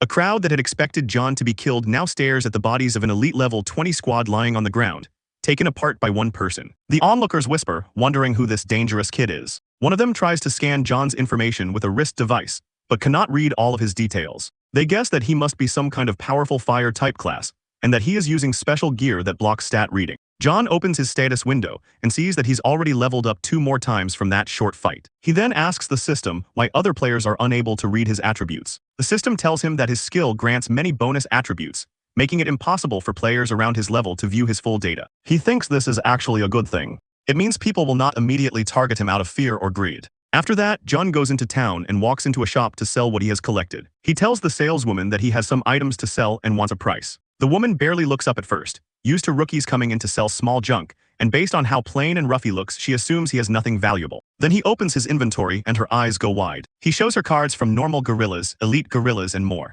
That alone would be a rich haul, but that's not all. He also shows her 19 elite chests he collected from the Valley of Kings. John asks how much all of it is worth. For a moment, the saleswoman just stares. She's not used to someone showing up with this much top-level material at once. Usually players bring her one body card or a small item, but this guy looks like a wholesaler. She shakes her head to clear it.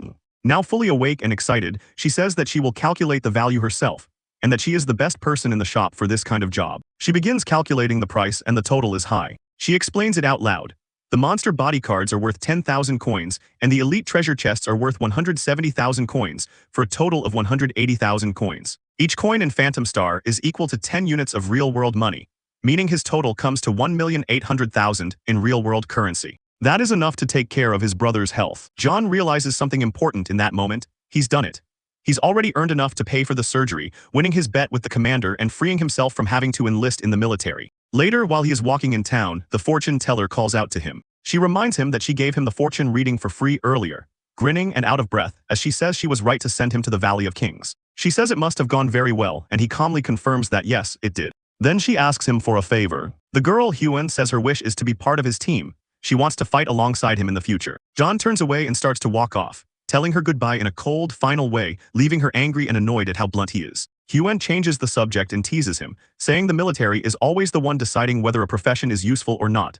Then adds that if he likes getting things for free so much, maybe he wants her equipment, mentioning it might be her last time in the game. John pauses and asks if she is really that poor, and if she has already given up on making money here. She explains her story. She says that when the military said fortune teller was a good profession, she followed that path. Before that, she had been in a different class, but she says she changed her profession to fortune teller because she believed it would be valuable. But later, the military stopped supporting it, and after that, no one wanted fortune tellers on a team anymore. Now she can't join any group and spends her time alone in the game, waiting, hoping, and doing nothing but reading fortunes. She says that if she goes back to Earth for good, nothing will really improve.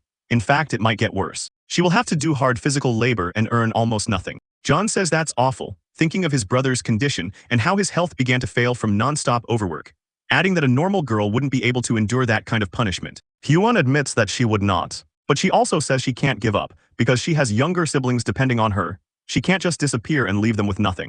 John is quiet for a moment, thinking of his own older brother. People have different roles, but the pressure is the same.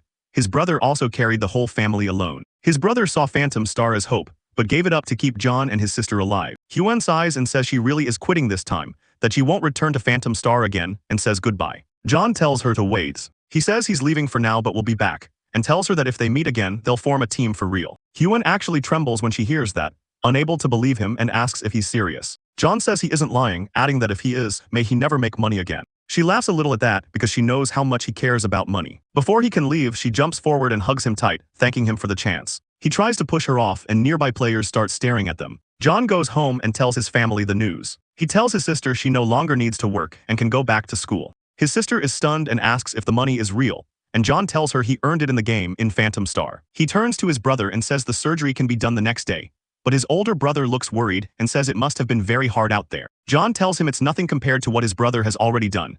He raised 2 orphans and took care of both him and their sister. John says his brother did his part, and now it is John's turn to take care of the family. They celebrate together, talking about a new start. As John drinks quietly, his phone buzzes. It is Commander Wei. Wei tells him he lost the bet and that John has his freedom, adding that he'll send someone to pick John up later to show him something important. He reminds John to come outside the safe zone when called. After some time, John is brought to a ruined place. He looks around at the broken, burned, empty city and realizes it's the place where he grew up as a child, now destroyed and hollow. He meets the commander in person. John asks why he was brought here. Before Wei can answer, the ground shakes. A huge impact echoes through the buildings as explosions rumble in the distance and the air tears with force. John turns and sees it. Not far away, a massive creature the size of a small building is being fought by several people. A small team of 3 fighters is battling the giant beast without fear. John asks if these people are fighting what is known as a god beast. Commander Wei explains that in Phantom Star, every 20 levels mark a new tier for explorers, with 6 main tiers in total, and that up to level 80, a player's power can only be used inside the game.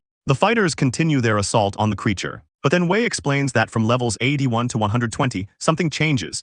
An awakening occurs and those players are called extraordinaries. They can use their Phantom Star abilities in the real world, not just inside the game. These are the people who stand between humanity and extinction. John looks at the 3 fighters again. Their eyes show no fear, their movements sharp and calm as the battle against the god beast continues. Wei says that this kind of fight is the only real way to deal with a god beast. John watches the fight and feels how strong those players are. Commander Wei tells him this isn't even a special case, that this is just an ordinary god beast. He explains that to get rid of it, they already lost 2 transcendents. This shocks John, who had spent most of his time in safe zones where people were protected, and only now sees how bad things really are outside them. Wei says he will not force John to join the army. Lightning cracks overhead as thunder rolls over the ruins. Wei goes on, saying that he already spoke to the Huang family and told them to leave John alone, which surprises John that the commander went that far for him. Wei says that he trusts his instincts. John falls quiet. Wei says his instincts tell him that John will become a strong person and that he understands John's desire to protect his sister and brother, but adds that if John joins the army right now,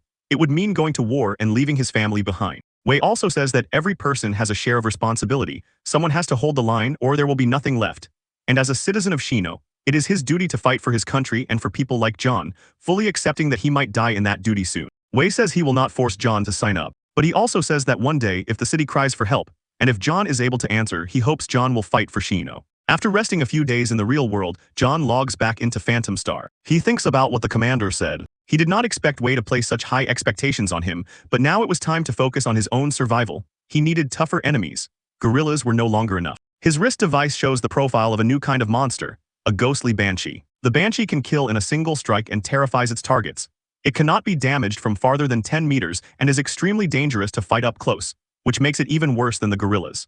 John thinks it over. He decides that this is not the kind of monster he can face alone and that he needs a team, so he goes looking for the fortune teller. She is asleep in the street, next to a small sign that says she is waiting for the captain and does not want to be disturbed. John wakes her up and asks if she has really been waiting there since the last time he logged in. She is happy and says she knew he would come back, and John tells her that he always keeps his promises. She smiles and says she has already found someone who could be useful to them, and that if this person helps them kill monsters, their team will be strong. John adds that he hopes the person is not a drunkard. The new person introduces himself as Ryuan, and he is exactly what John did not want, someone from the drunkard class. The moment John hears that, he tries to run away at full speed. The fortune teller sighs, realizing that their captain is still very practical. She tries to defend Ryuan, saying that he is a hard worker and loyal. The boy looks embarrassed and doesn't know where to look, saying he can cook and give massages, and that as long as he can be part of the team, he won't even ask for a share of the payment. That last part gets John's attention. John immediately reacts. He grabs Ryuan's hand, raises it like he is announcing a champion, and tells him that he knew Ryuan had talent. He says he is happy to work with him and declares that, as captain, he will now take Ryuan to the hunting grounds where banshees appear. Ryuan quietly asks the fortune teller if John is always this quick to change his mind, and she answers that yes, he always is. They head out together.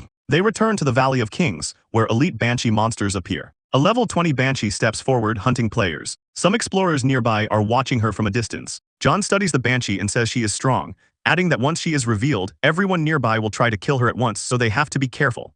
He warns that she can only be attacked at close range, meaning the only way to win is to get in close without being noticed. He tells his team to stay low and quiet and wait for a chance. Then he hears something. He turns and tells Hyun to stop talking, but Hyun frowns and says she wasn't talking at all. He tells them both again to be silent, but Hyun repeats that she hasn't said a word. John turns around and finally realizes where the sound is coming from. It is Ryuan. He is asleep and snoring loudly, happily shouting in his sleep that he is drinking in honor of the captain. The Banshee instantly notices them. She floats toward their hiding place. Once she is close enough, she unleashes her terrifying scream. John panics and demands to know what Hyun did, because right now this is going wrong and the drunkard is not helping. The Banshee's scream hits all of them as they are within range, and the scream inflicts fear. John is overwhelmed, Hyun is also affected, and even Ryuan, who is still asleep, is affected. All three of them gain the fear status and are frozen in place, unable to think of any way to respond, move, or fight. The Banshee keeps gliding closer and closer. Then something ridiculous happens. Still asleep, Ryuan mumbles that he does not know how such a beautiful woman appeared in front of him,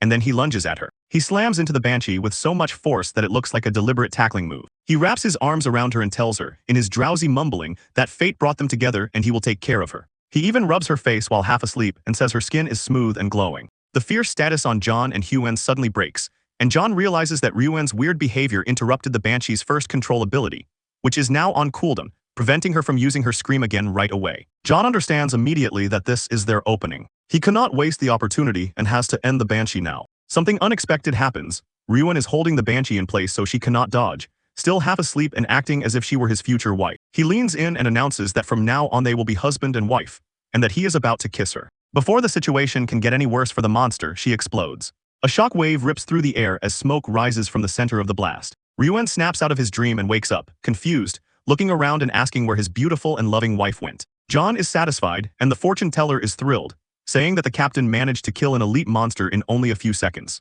Not everyone is happy, though. Ryuan falls to his knees, crying that his true love was just blown up in front of him, saying that she was the woman of his life and that he will never be able to love again. John quietly asks the fortune teller if Ryuan is always like this, and she explains that he is from the drunkard class. When he drinks, he becomes like this, and in that state his taste in women is unbelievably bad. She goes to retrieve the monster's card. Meanwhile, John thinks about what he just saw. The Banshee's scream is supposed to terrify everyone who hears it and lock them down with fear, but the drunkard was within her range and not only resisted the effect, he actually managed to grab her. John realizes that this is not normal, since from what he knows, the weakness of the drunkard class is loss of control while intoxicated. A drunkard is unpredictable and unstable, but that same unstable state seems to make them naturally resistant to Banshee fear. If that's true, then Ryuan is the perfect counter to this kind of monster. As John thinks this through, the fortune teller returns with the spoils, the chest from the elite Banshee. John's expression changes to a mischievous smile, and the fortune teller notices. She wonders what exactly he is planning. The group keeps hunting through the forest. They move to another area where the Banshees live, and another Banshee appears, letting out a terrifying scream. But this time, John is ready for it. He now knows exactly how to fight this type of enemy. He looks at Ryuan and, like a trainer sending a pet into battle, he releases his drunkard straight at the Banshee. The Banshee screams again and tries to frighten him, but it does not work. To Ryuan, she isn't a terrifying ghost, but a beautiful woman thirsting for his strong and lovely body. Still dreaming, he tells her that he wants her too and cannot wait for them to be married. While she is locked in place with him and cannot use her special move again, John takes the shot. His daggers cut through the air and strike. The Banshee explodes in front of Ryuan. The system confirms that John has taken down another Banshee. Still lost in his fantasy, Ryuan looks shocked, clutching his head and shouting in despair, demanding to know where his bride has disappeared to and accusing his teammates of destroying his woman again. Then he collapses face first onto the ground. John and the fortune teller don't waste time. Before Ryuan sobers up, they hurry to find the next Banshee. Hours pass, and after about 3 hours of hunting in that area, Ryuan has already lost 11 wives. Time keeps moving, and by the end of the session, he has mourned 23. Every Banshee they found, he tried to claim as his one true love, and every Banshee exploded. The team, however, gains a huge amount from this. Thanks to Ryuan distracting all the Banshees, they collect many drops and many chests. By the end, they have gathered 35 treasure chests. With all the fighting and looting, John gains a lot of experience, leveling up twice and reaching level 14. The only real cost is emotional. Ryuan says his teammates are two heartless beasts who keep blowing up his future brides. That is not all they get. The group also finds 2 skill cards. They examine the first card, which grants a skill that can create heavy rain. If the user has strong mental power and favorable terrain, the rain can become so intense that it even forms lakes. Since Hyun, the fortune teller, is already level 29 and has high mental strength, John gives that card to her. She is overjoyed. Before now, her only profession skill was fortune telling, and this is her second real ability. For the first time, she feels like she isn't completely useless. She bows deeply to him and declares that from now on she will treat him like an older brother forever. John says she deserves it and lightly taps her on the head to stop her from being dramatic. The second skill card is unusual. It can only be used by someone with a secret profession, and when activated, it grants a one-time skill that disappears after that single use. John decides to test it immediately and activates it. A new ability appears. It is called Pickpocket Casino. The description says that any player who looks at him for half an hour will lose 1,000 attribute points, which will temporarily transfer to John before returning to their original owner once the time is up. John asks the system if that's all, and the system confirms that it is. He frowns, unable to believe that something sounding this impressive only steals 1,000 attribute points at a time, and only works if someone stares at him for that long, thinking that in practice it may not be very useful. Then Ryuan finally wakes up. He clutches his head in pain, groaning that he has the worst headache. The fortune teller smiles and asks if he remembers losing 35 wives last night. Slowly, blurry scenes come back to him. He remembers flying through the air, leaping at a ghostly woman and yelling about eternal love. He realizes what he's done and starts shaking with shame, overwhelmed by a full moral hangover as he throws up, crying. Between sobs, Ryuan apologizes to John, saying he has only dragged the team down and that if he's causing trouble, he's willing to quit and leave the team. John does not let him finish. Instead, John hands him some clothes and tells him something different, that the real hero last night was Ryuan. He tells Ryuan that without his distraction, John might have died, and that the equipment they found belongs to him, calling Ryuan an important member of the team. Ryuan tries to refuse, saying that being allowed to stay on the team is already more than enough. John cuts him off and tells them both the same thing, that he would never mistreat his teammates, and adds that he has something for the fortune teller as well. The fortune teller is shocked, not expecting this kind of generosity. She looks at him with bright eyes, as if she is looking at the main character in a romance story. Ryuan nods quickly and loudly repeats the same praise, saying their captain is amazing and kind. Both of them bow to John and promise to follow him forever, but he tells them to stop doing that. The scene opens at the Ghost Star Item Trading Office, where an employee announces the return of a VIP customer. An employee at the trading office is ecstatic. She joyfully informs the customer that the total price for his monster corpses and treasure chests comes to a whopping 840,000 Ghost Star coins. Jiang Kai is overjoyed. He realizes that this amounts to 8.4 million Shengyao coins, more than enough to cover the future expenses for his big brother and Yingzi. Later in the trading office locker room, Jiang Kai reflects on his success. Not only does he have enough to live on, but he also kept 2 pieces of equipment for himself after selling the rest of the loot. The first item is a pair of F-grade night trousers. Paired with his previous cloak, they form a set that allows him to move undetected, increasing his agility by 11 and strength by 6, and enabling a 3-minute stealth mode at night. The second piece is an A-grade ghost leather armor. It provides a significant boost to his stats and has a special voiding ability that can be activated every 10 minutes to become immune to 1 physical attack, which is perfect for avoiding deadly blows. He also inspects his arsonist gloves.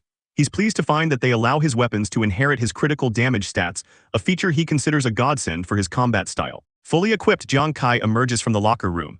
With his new gear, he feels immensely stronger, confident that he could now take on even a level 20 adventurer. A status window displays his current stats. As Jiang Kai, a level 14 gambler, his agility is now 132, and his critical hit damage is a staggering 20,000%. He clenches his fist, filled with confidence for any upcoming fight. Just then, a man wearing goggles and carrying a large wooden log runs towards him, calling out, "Captain." Jiang Kai recognizes him as his teammate Ryuan Yu. Ryuan Yu, looking exhausted but eager, rushes forward, telling his captain to just wait and see the results of his latest project. To demonstrate, Ryuan Yu hurls the large log forward, which suddenly shoots off like a rocket, propelled by a powerful red energy. Jiang Kai is stunned by the sudden display of power. He jokingly shouts at Ryuan Yu, asking if he's still holding a grudge because Jiang Kai had blown up 35 of his wives, the treasure chests from their last mission. A close-up on Jiang Kai's face shows his utter shock and disbelief at the chaotic scene unfolding before him. The demonstration goes awry as the log flies uncontrollably towards Jiang Kai. Ryuan Yu panics, shouting for the projectile to return. But just as the log is about to strike, a beam of red energy shoots out from between Jiang Kai's legs, stopping the projectile in its tracks. The source of the energy is revealed to be the small life chaser knife in Jiang Kai's hand, which now seems to be pulling the log back. Ryuan Yu explains his modification. He noticed that Captain Kai always had to pick up his life chaser after throwing it, so he cleverly added a magnet to it for easy retrieval. Jiang Kai's face lights up. He's thrilled with the upgrade, realizing that now he can pull his life snatcher back with the magnet and won't have to worry about how many he has left. Ryuan Yu proudly adds that the life chaser can now also cause damage to objects while it's flying back, making it even more versatile. Impressed by his teammates' ingenuity, Jiang Kai warmly pats Ryuan Yu on the shoulder, praising him as a talented modifier. Ryuan Yu bashfully replies that he taught himself. Feeling appreciative, Jiang Kai raises his hand and makes a solemn oath, "Of course, I swear to God." As he speaks, a flash of blue energy crackles around his hand, and his expression goes completely blank, hinting that one of his skills has just been activated by the oath. Seeing the skill's activation, Ryuan-Yu's face falls. He looks at his sweating captain with a sense of betrayal and asks if he was lying. Before Jiang Kai can answer, the mood is broken by a sudden change in the weather. Out of nowhere, rain begins to pour down. A woman in a striking red dress appears, joyfully exclaiming, "Haha, Captain Kai, it was me." It's their teammate Hu Yan who proudly announces she's learned the basics of praying for rain, though she quickly dismisses it as a useless skill. Jiang Kai counters Hu Yan's self-doubt, pointing out how her rain skill is already affecting people. He tells her to look at everyone on the street below, running and hiding from the downpour she created. He explains the strategic potential of her ability.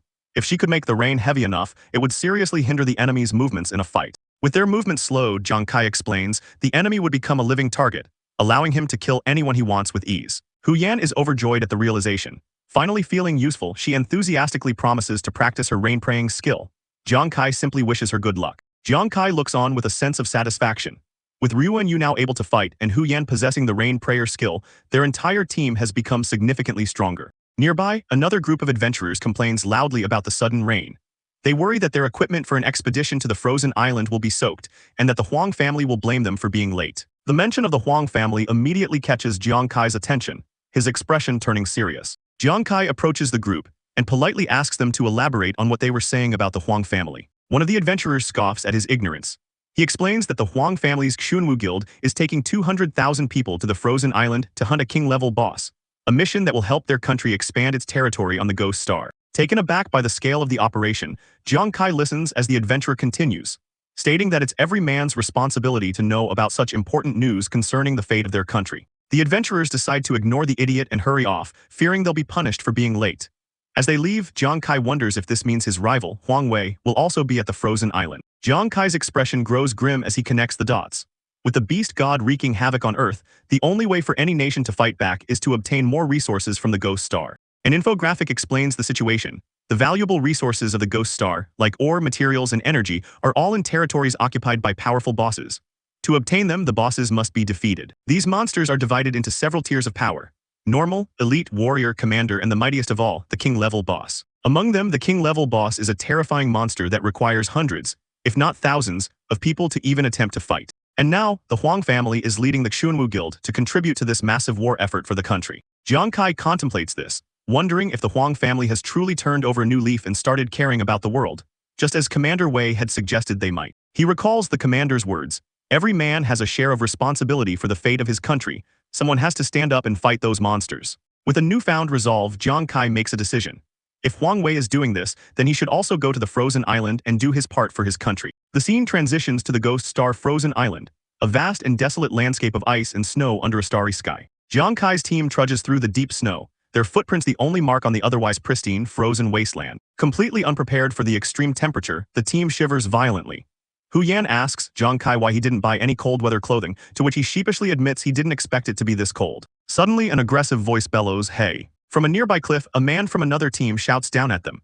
"Which team are you from, you idiots?" he yells, demanding to know why they are walking on the lake before the main assault begins. Unfazed by the hostile welcome, Jiang Kai responds calmly. "This is our first time here," he says, then asks, "May I ask why we can't walk here?" The man scoffs at their ignorance, calling them newbies. He explains that it's common knowledge that a monster's lair lies directly underneath the frozen surface of the island. From a ridge above, he condescendingly warns them that walking on the thin ice will surely alert the monsters that are dormant below. But the warning comes too late. The ice beneath their feet shatters as a monstrous creature erupts from the depths, sending the unprepared team flying. A system window identifies the terrifying beast, a level 22 bipedal fishman. The team is thrown back by the force of the monster's emergence. Hu Yan and Ryuan-Yu cry out in shock, recognizing the creature as a fishman. Watching from their perch, the other adventurers mock the three idiots. They smugly state that a level 22 fishman requires a full team with every member being above level 20 to handle. The adventurer continues his lecture, explaining that it's well known that fishmen are exceptionally skilled at close-range attacks. As the level 22 fishman lunges towards Jiang Kai, the man declares that once you're entangled by such a creature, you are as good as dead. Seeing their captain in peril, Hu Yan and Ryuan-Yu scream his name in terror. However, Jiang Kai remains perfectly calm. As the fishman attacks, he activates his ghost armor and uses the voiding skill, allowing him to phase through the monster's body completely unharmed. After his voiding ends, Jiang Kai lands gracefully on the monster's back. He looks down with disdain and says, "I thought it was something powerful, but it turns out he is just a small fish." With a powerful roar, Jiang Kai unleashes a fiery punch directly into the back of the fishman's head, yelling, "Get lost." The attack connects with devastating force, resulting in a massive explosion that completely engulfs the level 22 monster. The group of adventurers who had been mocking them just moments before are now completely speechless, their faces frozen in a state of utter shock and disbelief. Their minds reel as they try to process what they just witnessed. A guy who they assumed was a low-level newbie just dodged a close-range attack from a level 22 fishman, a feat that should require a full team of level 20s. Jiang Kai stands confidently amidst the dissipating smoke and embers. "Ha," he says with a smirk, "after stretching my muscles I don't feel cold anymore." He summons his knives, calling them to return. He reflects on his newfound power, noting that his strength has now reached 76 points. He mentally calculates his damage potential. As long as a critical strike is triggered, he can deal at least 15,200 points of damage, and that's without even factoring in the Life Snatcher's own critical damage bonus. Surrounded by his floating daggers, he makes a conservative estimate based on his lowest critical hit damage. He concludes that his damage output is now firmly in the level 20 range, whether against monsters or other adventurers. He then dismisses his weapons, retrieving them into his storage space. Confident that few could withstand his critical hit, he is greeted by his excited teammates. Hu Yan and Ryuan Yu have already collected the Fishman's Corpse card. He thanks them and suggests they head ashore. With a newfound confidence, Jiang Kai turns to the stunned adventurers and cheerfully asks them, "By the way, big brothers, I want to ask you, do you know where Huang Wei is?" Terrified and eager to get on his good side, the adventurers frantically backtrack. They insist they aren't his big brothers but his younger brothers. They quickly add that they know exactly where Huang Wei is and offer to show him the way. Following the directions from his new terrified guides, Jiang Kai heads deeper into a secluded, snow-covered forest on the island. He walks alone, having decided that the coming confrontation is personal and not something he wants his teammates involved in. He scans the silent woods, actively searching for his rival Huang Wei. Just as he is contemplating his next move, a voice calls his name, Jingkai. Jiang Kai looks up with a smile, recognizing the voice. His search is over. "Huang Wei," he says, finally face to face with his rival. Indeed, it is Huang Wei. Clad in magnificent silver armor and a red cape, he approaches Jiang Kai, flanked by his subordinates. Jiang Kai decides to extend an olive branch. He tells Huang Wei that he's impressed he's fighting against the boss for his country and suggests they put aside their grudges. He declares his willingness to do his part on Frozen Island as well. But Huang Wei has no interest in a truce. Without a word, he unleashes a sudden, ferocious attack, his sword crackling with blue energy. Jiang Kai is shocked by the immediate hostility, but is fast enough to dodge the lightning-quick assault. As he lands, he angrily demands, "Huang Wei, what are you doing? I'm here to make peace with you." Huang Wei, his face concealed by shadow, scoffs at the very idea. Make peace. His face contorts into a mask of pure, unadulterated rage. "You fucking killed me first," he seethes. "I've been in therapy for so long, and now you're telling me that I should make peace." He recounts how badly he wanted revenge after Jiang Kai killed him in public, but the military had ordered his family to leave him alone, an order he had no intention of following. He reveals his true, sinister motive. He took the initiative to participate in the king-level boss fight solely to use that achievement to threaten the military into stopping their protection of Jiang Kai. Jiang Kai is stunned into silence, realizing with horror that Huang Wei's participation in this crucial mission for the country was nothing but a selfish ploy for personal revenge. "Yes," Huang Wei confirms, enraged. He's thrilled that Jiang Kai came to him on his own initiative. He declares that since the war is about to start anyway, he'll just kill him first. He lunges forward again, sword crackling with energy. He plans to take the military credit from the boss fight and use it to pay back the military for their crimes of protecting his rival. Jiang Kai easily leaps away from the telegraphed attack. "Ha," he scoffs, "so I was thinking too much. I didn't realize you're still that villainous Huang Wei." Flames erupt around Jiang Kai's hand. He coolly advises Huang Wei and his men to come at him together, reminding them that he single-handedly annihilated their Falcon 5 team before. One of Huang Wei's subordinates laughs dismissively. "Bah, you were only able to wipe out Falcon Team 5 because of the secret protection of the military. Our young master is level 10 with a set of S-level equipment. Do you still think you can kill him?" As another subordinate chimes in, he suddenly stops mid-sentence, his eyes wide with a dawning horror. "That's right, this guy, Wait." He stares in disbelief at a system window displaying Jiang Kai's status. "How did this kid get to level 14 so fast when he's the same age as young master?" he stammers. Before they can process this new information, Jiang Kai unleashes his attack. A massive torrent of fire erupts, completely engulfing the charging Huang Wei. Huang Wei is caught completely off guard, screaming in agony as the flames sear him. His health plummets by 2,000 HP with every tick and he can't understand what's happening. Why is there fire? He desperately cries for help while his subordinates watch in horror. They are confused, wondering why a seemingly normal fire is inflicting such an insane amount of damage on their master. Jiang Kai stands calmly amidst the inferno. He coolly informs the subordinates, "Your young master is dead. If you don't want to be like him, leave." But from within the flames, a charred skeletal hand emerges. "No, I'm not dead," Huang Wei screams in defiance. He rises from the inferno, his armor blackened but intact. He reveals that his S-level equipment has a special ability that locks his health at 1%, preventing him from dying. Enraged and humiliated, he screams, "Hurry. You guys kill him for me." Still burning, Huang Wei screams his final order. He wants Jiang Kai tortured to death. His 4 elite subordinates respond in unison and advance on Jiang Kai, who stands ready to face them all alone. Continuing from the last chapter, Jiang Kai faces down Huang Wei's assassins in the snowy mountains. He scoffs at their leader, questioning his decision to send more men to their deaths. With a confident leap, Jiang Kai announces his intention to test his newly modified weapon, the Life Chaser, on the unsuspecting assassins. He unleashes a barrage of red glowing darts that seem to miss their targets, flying past the group of assassins. The assassins mock Jiang Kai's seemingly poor aim. The captain, a level 32 warrior, taunts him, asking if his hands are shaking with fear because they are all high-level players. Believing Jiang Kai has already failed, the captain charges forward, eager to be the first to strike down the low-level player. Jiang Kai remains calm, his hand glowing with fiery energy as he begins to quote a proverb, hinting that the overconfident captain has fallen right into his trap. That the nail that sticks out first gets hammered down first. As he finishes his sentence, the real attack begins. Suddenly, the dart that had supposedly missed returns, piercing the charging captain through the chest from behind. He looks down in shock, not understanding what just happened. A massive fiery explosion erupts from the captain's body, silhouetting Jiang Kai, who stands calmly amidst the chaos. The remaining assassins stare in utter disbelief, unable to comprehend how the dart managed to fly back and strike their captain. The true shock sets in as they realize the impossible just occurred. Their level 32 captain was instantly killed by a level 10 kid. The captain's body falls lifelessly to the snowy ground, his death confirmed in a matter of seconds.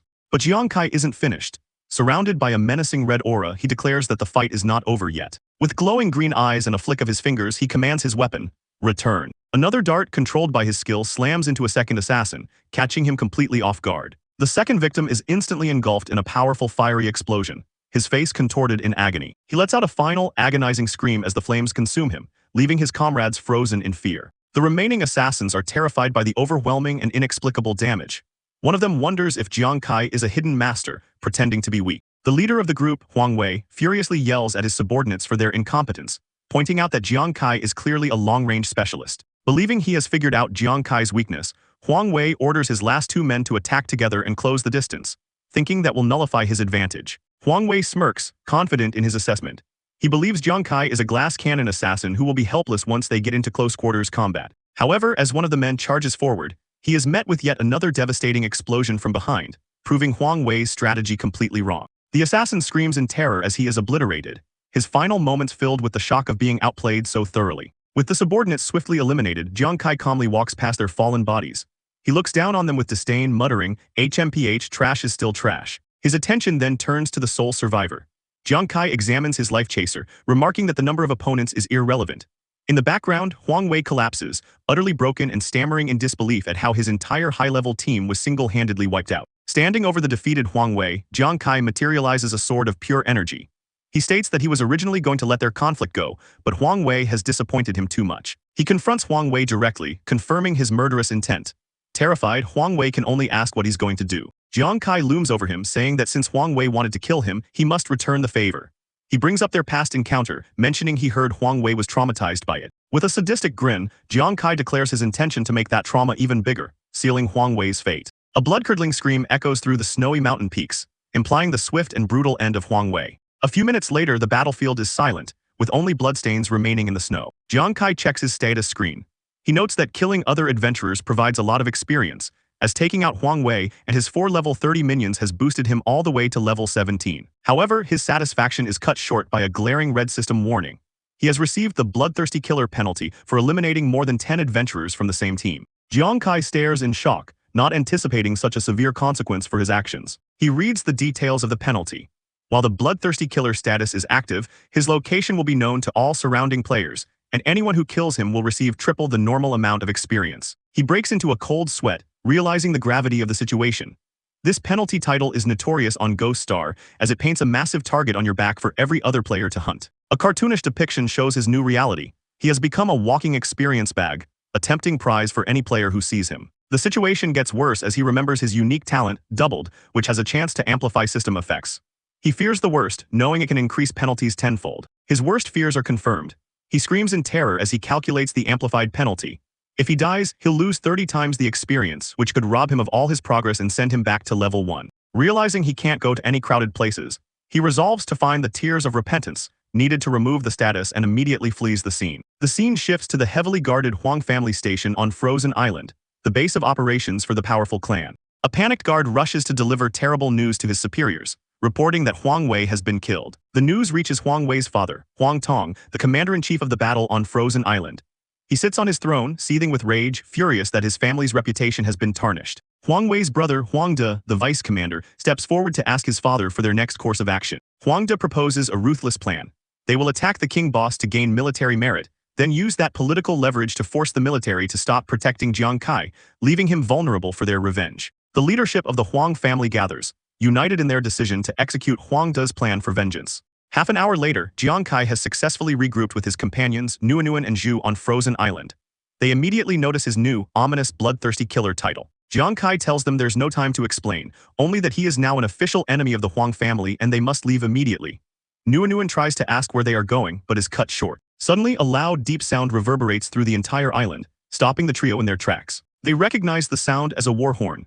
Zhu panics, and Jiang Kai wonders if the Huang family has already begun their attack ahead of schedule. Before Jiang Kai can react to the war horn, Nuan cries out, pointing towards the source of the commotion with a look of pure shock. The massive frozen lake begins to crack and splinter, the sound echoing across the island as the ice gives way. The ice shatters as a monstrous, clawed foot punches through from below, signaling the arrival of a powerful entity. From the depths of the broken lake, a horde of grotesque fish-like monsters begins to swarm onto the icy plains, ready for battle. Jiang Kai and his companions can only stare in stunned silence, overwhelmed by the sudden appearance of an entire army of monsters. At the center of the lake, a massive pillar of ice and water erupts upwards, dwarfing the surrounding mountains.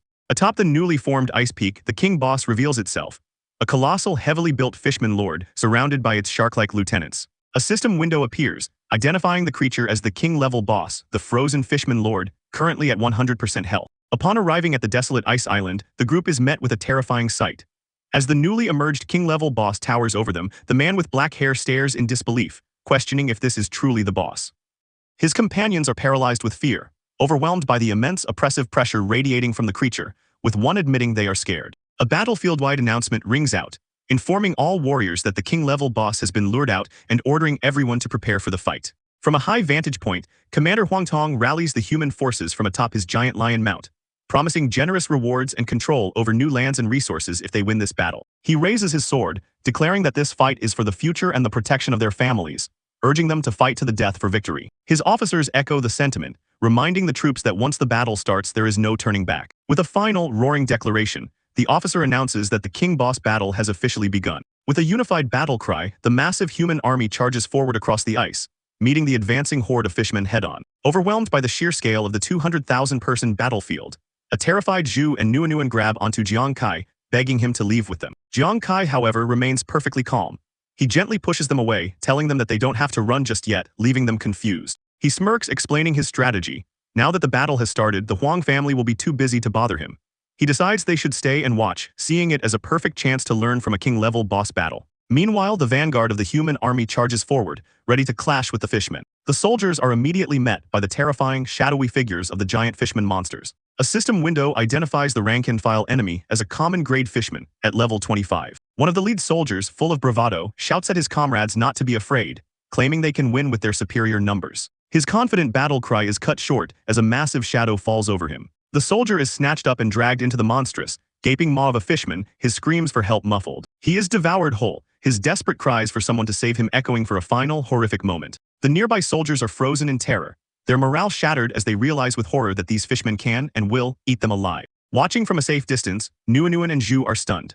They can't believe that a common-grade fishman is strong enough to overwhelm an adventurer, and they note with dread that there are countless more of them on the battlefield. Jiang Kai, however, analyzes the situation with a cold, strategic focus.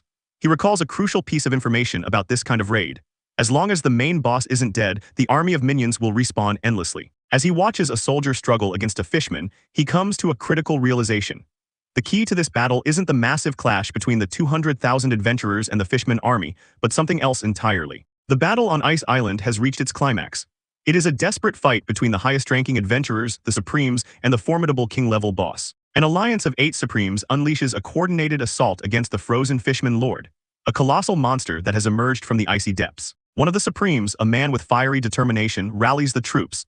He announces that their team of 8 has officially entered the boss's territory, ready for the ultimate confrontation. Warriors from the elite team prepare their most powerful skills, their bodies glowing with immense energy as they prepare to strike. With a unified war cry, the Supremes charge forward, urged to give it their all and perform to the absolute best of their abilities. They all know what's at stake. They must do their best in this combined attack. And so, they unleash a cataclysmic barrage of attacks, hoping to deal maximum damage to the seemingly invincible boss. The onlookers, including Zhu and Nuanuan, are left speechless by the sheer power on display. So strong, is this the power of Supremes?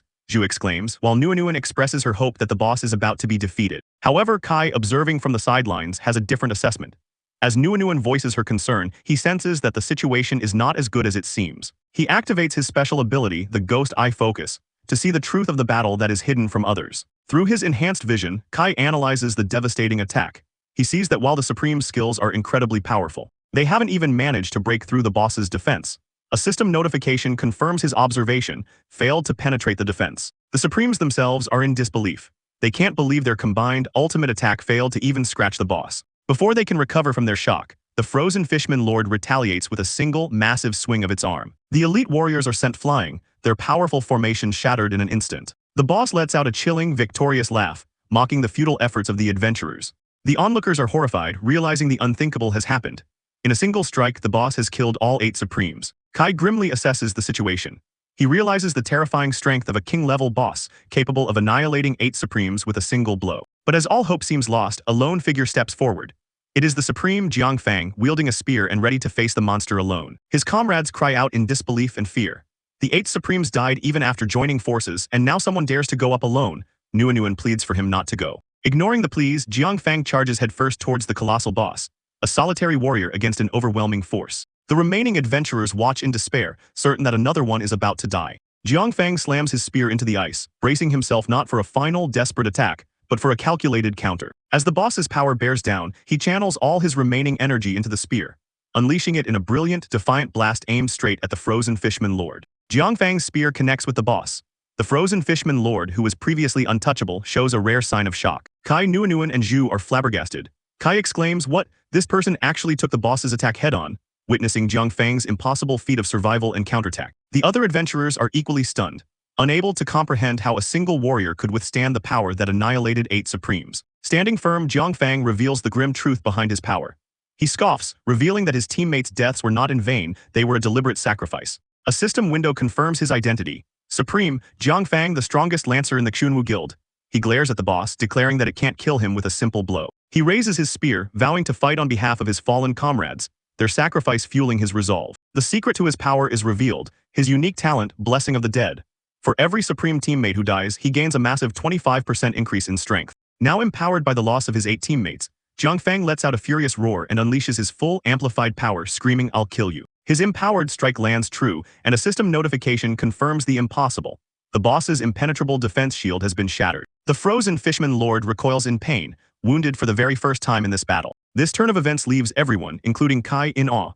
The other adventurers shout in amazement that someone could actually break the boss's defense. Kai realizes that this hero, Jiangfang, might actually have the potential to kill the boss. A red-bearded man, the leader of the Xunwu Guild, smirks confidently. He reveals their master plan. The deaths of the other Supremes were a premeditated strategy to boost Jiangfang's power. He explains that since Jiangfang was already a powerhouse, the Blessing of the Dead from 8 fallen comrades increased his power by a staggering 200%. With this immense boost, Jiangfang's strength is now comparable to that of 20 Supremes combined. The guild leader is certain of their victory, thinking that as long as nothing unexpected happens, the battle is as good as won. From a distance, Kai, Nuanuan, and Zhu watch the tide of the battle turn, but their relief is short-lived. Just as Nuanuan cheers, convinced that their victory is assured, the situation takes a dark turn. A new threat emerges. Kai and Nuanuan look on in horror as a system window announces the arrival of a level 32 elite sea fishman. Suddenly, a scout rushes to the Xunwu Guild leader with terrible news. He has detected a large number of sea fishmen rushing in from behind the frozen island, trapping them. The guild leader's confidence shatters. His worst fear has come true, the main army of the fishmen has been summoned, creating a pincer attack. The scout confirms their dire situation. There are hundreds of reinforcements, all elite fishmen above level 30, now surrounding them and cutting off any chance of escape. A soldier curses, noting that with the lesser fishmen being held back, their champion, Jiangfang, can now fight the main boss without any worries. The panel shows a massive energy beam striking a giant, shadowy monster. A strategic map of the battlefield is shown. The entire area is divided into 5 distinct zones, each corresponding to a different level of fishmen: ordinary, elite, general, leader, and the final boss at the peak. By assigning a large number of adventurers to engage the fishmen in each specific zone, they have managed to create a delicate balance on the battlefield. Among the warriors holding the line is Jiang Kai, who smiles confidently in the heat of battle. However, this balance is fragile. The commander knows that if their rear is breached by a new wave of enemies, it will cause chaos in the battle. This would not only prevent Jiang Fang from defeating the boss, but on the contrary, it would lead to the annihilation of all 200,000 of their forces. A commander with pink hair shouts in panic, realizing the immense pressure. He estimates it will take Jiang Fang at least 30 minutes to kill the boss and desperately asks how long it will take for the new wave of sea fishmen to arrive. His subordinate checks a holographic screen which flashes with red alerts. He delivers the grim news. A massive number of sea fishmen are approaching, and they will be there in at most 10 minutes. Suddenly, a powerful spell ignites on the battlefield as 3 pillars of fire converge into a massive blast. The fiery explosion engulfs an elite fishman, which screams in agony as it's incinerated from the inside out. The attack is devastatingly effective. A system window announces that adventurer Jiang Kai has successfully defeated 1 elite sea fishman. Not far from the explosion, 2 of Jiang Kai's companions, a purple-haired girl and a boy with goggles, look on in terror. The girl cries out, "Captain Kai, why are there so many sea fishmen around suddenly? Let's get out of here quickly." Jiang Kai, however, remains composed. He turns his head, his gaze steady as he questions the idea of retreating at such a critical moment. He surveys the vast, snowy landscape of the battlefield. He knows the situation is a delicate stalemate. If no one steps up to stop the approaching sea fishmen, it could lead to the failure of the entire battle. A close-up on his piercing green eye reveals a silent, unwavering resolve. He has made his decision. Elsewhere, a soldier grapples with his conscience. He admits that the Huang family leading them are his enemy, and he'd be happy to see them lose. But the 200,000 people fighting for the future of their country are innocent. Another chimes in, holding a cigarette. He declares that the fate of the country is a responsibility of every man, and someone has to step up and fight these monsters. Back with his team, Jiang Kai stands resolute against the sky.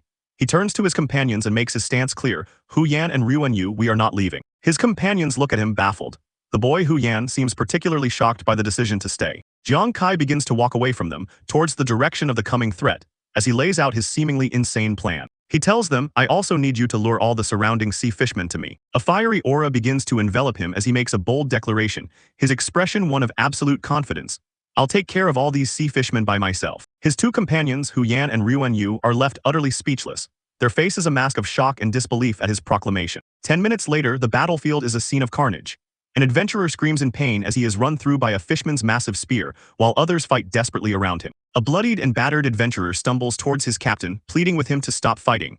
He reports that a large number of fishmen have been detected approaching from the rear, and if they get surrounded, it will be all over. Panic spreads among the adventurers as they face the monstrous fishman boss. One cries out that if he dies, he won't be able to log in for a month. Another worries that without the income, his family will be kicked out by their landlord. A consensus is reached, they must leave or they will all die. However, their captain walks towards them with a calm demeanor, telling his bewildered men, no need to run. The captain urgently explains his reasoning. Didn't you notice? 10 minutes have passed since we first detected the sea fishmen. We were told they would reach the battlefield in 10 minutes. He continues, pointing towards their supposedly vulnerable rear. But now none of them have appeared. What does this mean? The soldiers are shocked as the realization dawns on them. One wonders if a supreme-level player is secretly helping them, but another dismisses it, knowing the Huang family didn't deploy any troops in that area. The captain comes to a logical conclusion. There must be an incredibly powerful figure behind the scenes, someone capable of holding off that many sea fishmen all on their own. The scene confirms the captain's theory. Far away, a lone figure faces down 2 roaring monsters. Indeed, a group of powerful elite explorers, or rather, a single explorer, is fighting hard. The grotesque, twin-headed monster lunges at Jiang Kai, its massive jaws wide open, ready to devour him. Jiang Kai stands his ground, completely unfazed by the creature's terrifying advance, and cocks back his fist, which glows with red energy. He smirks, delivering a cold taunt. Heh, the last person who dared to open his mouth in front of me. He unleashes a devastating, fiery uppercut that sends a column of flame soaring into the sky. As he walks away from the explosion, he finishes his threat. Has grass on his grave a couple of meters high. Jiang Kai reflects on his progress. He's already killed more than 20 fishmen, but since they're only coming one by one, it's a bit slow. A notification confirms he has killed 2 more elite fishmen. Meanwhile, his companion Ruan Yu screams for his help. She has successfully completed her mission, attracting a massive horde of sea fishmen who are now chasing her. His other companion, Hu Yan, has also succeeded, crying out for the captain as he's literally being carried off by a swarm of monsters he has gathered. Jiang Kai, his hands now wreathed in flames, praises their work. Amazing, leave the rest to me, he commands, telling them to go and hide quickly. His companions are skeptical. Ruan Yu asks, Captain Kai, there are so many elite sea fishmen, can you kill them all? Hu Yan adds that he was struggling to kill just 1 or 2 earlier. Jiang Kai looks over his shoulder at the approaching horde and calmly admits, indeed, I was having a hard time killing 1 or 2. He turns back to face the swarm of monsters, a confident and slightly menacing look in his eyes as he continues. But what you don't know is, without another word, he unleashes a torrent of fire, instantly incinerating the front line of the charging fishman horde. A close-up of his glowing green eye reveals his true nature in battle as he explains that I'm more comfortable killing in groups than killing individually. He unleashes an even larger firestorm, engulfing the entire horde. In an instant, the battle is over. A single, massive system notification appears. Explorer Jiang Kai killed the elite fishman X-257. Ryuan Yu and Hu Yan are left utterly astounded. Hu Yan stammers, "Holy shit, he's just a little over level 10. What's with this damage?" Ryuan Yu asks in disbelief. "Is this the real strength of our captain?" From the main front, the commanders see a massive explosion erupt in the distance, exactly where the rear guard was supposed to be. A soldier cries out in confusion, "Why did a huge explosion happen in the back?" The Huang family leader sitting atop his mount dismisses the idea. "Military? No, it shouldn't be. I just contacted the military. How they arrived so quickly?" He remains silent and thoughtful. His eyes narrowed as he tries to piece together the mystery of who saved their rear flank. Deciding not to dwell on it, he seizes the opportunity and bellows out an order. "All right, since the military is here, let's notify everyone to balance the battlefield, so that Jiang Fang can be alone and deal with the boss in peace." His men cheer in agreement. Half an hour later, the focus shifts to the boss's location. The warrior Jiang Fang, glowing with blue energy, is locked in a fierce high-speed battle with the colossal fishman boss. The boss roars in fury. Its health bar shows that it has 65% of its health remaining. An adventurer cheers with excitement. "Awesome, the boss's health has been reduced by 1/3, we can win." But their celebration is premature. The boss suddenly moves with blinding speed, its arm a blur as it prepares to counterattack. It unleashes a furious barrage of attacks, overwhelming Jiang Fang with sheer power and speed. The leader's son shouts a frantic warning, "Watch out." After losing 1/3 of its health, the boss has entered the second stage, Berserk. He explains that in this Berserk stage, the boss's attack speed becomes so fast that it's almost impossible to dodge. Jiang Fang responds by encasing himself in a crystalline defensive armor, bracing for impact. The key to defeating the boss now depends entirely on whether Jiang Fang's defense can bear the sheer force of these attacks. The onslaught is too much.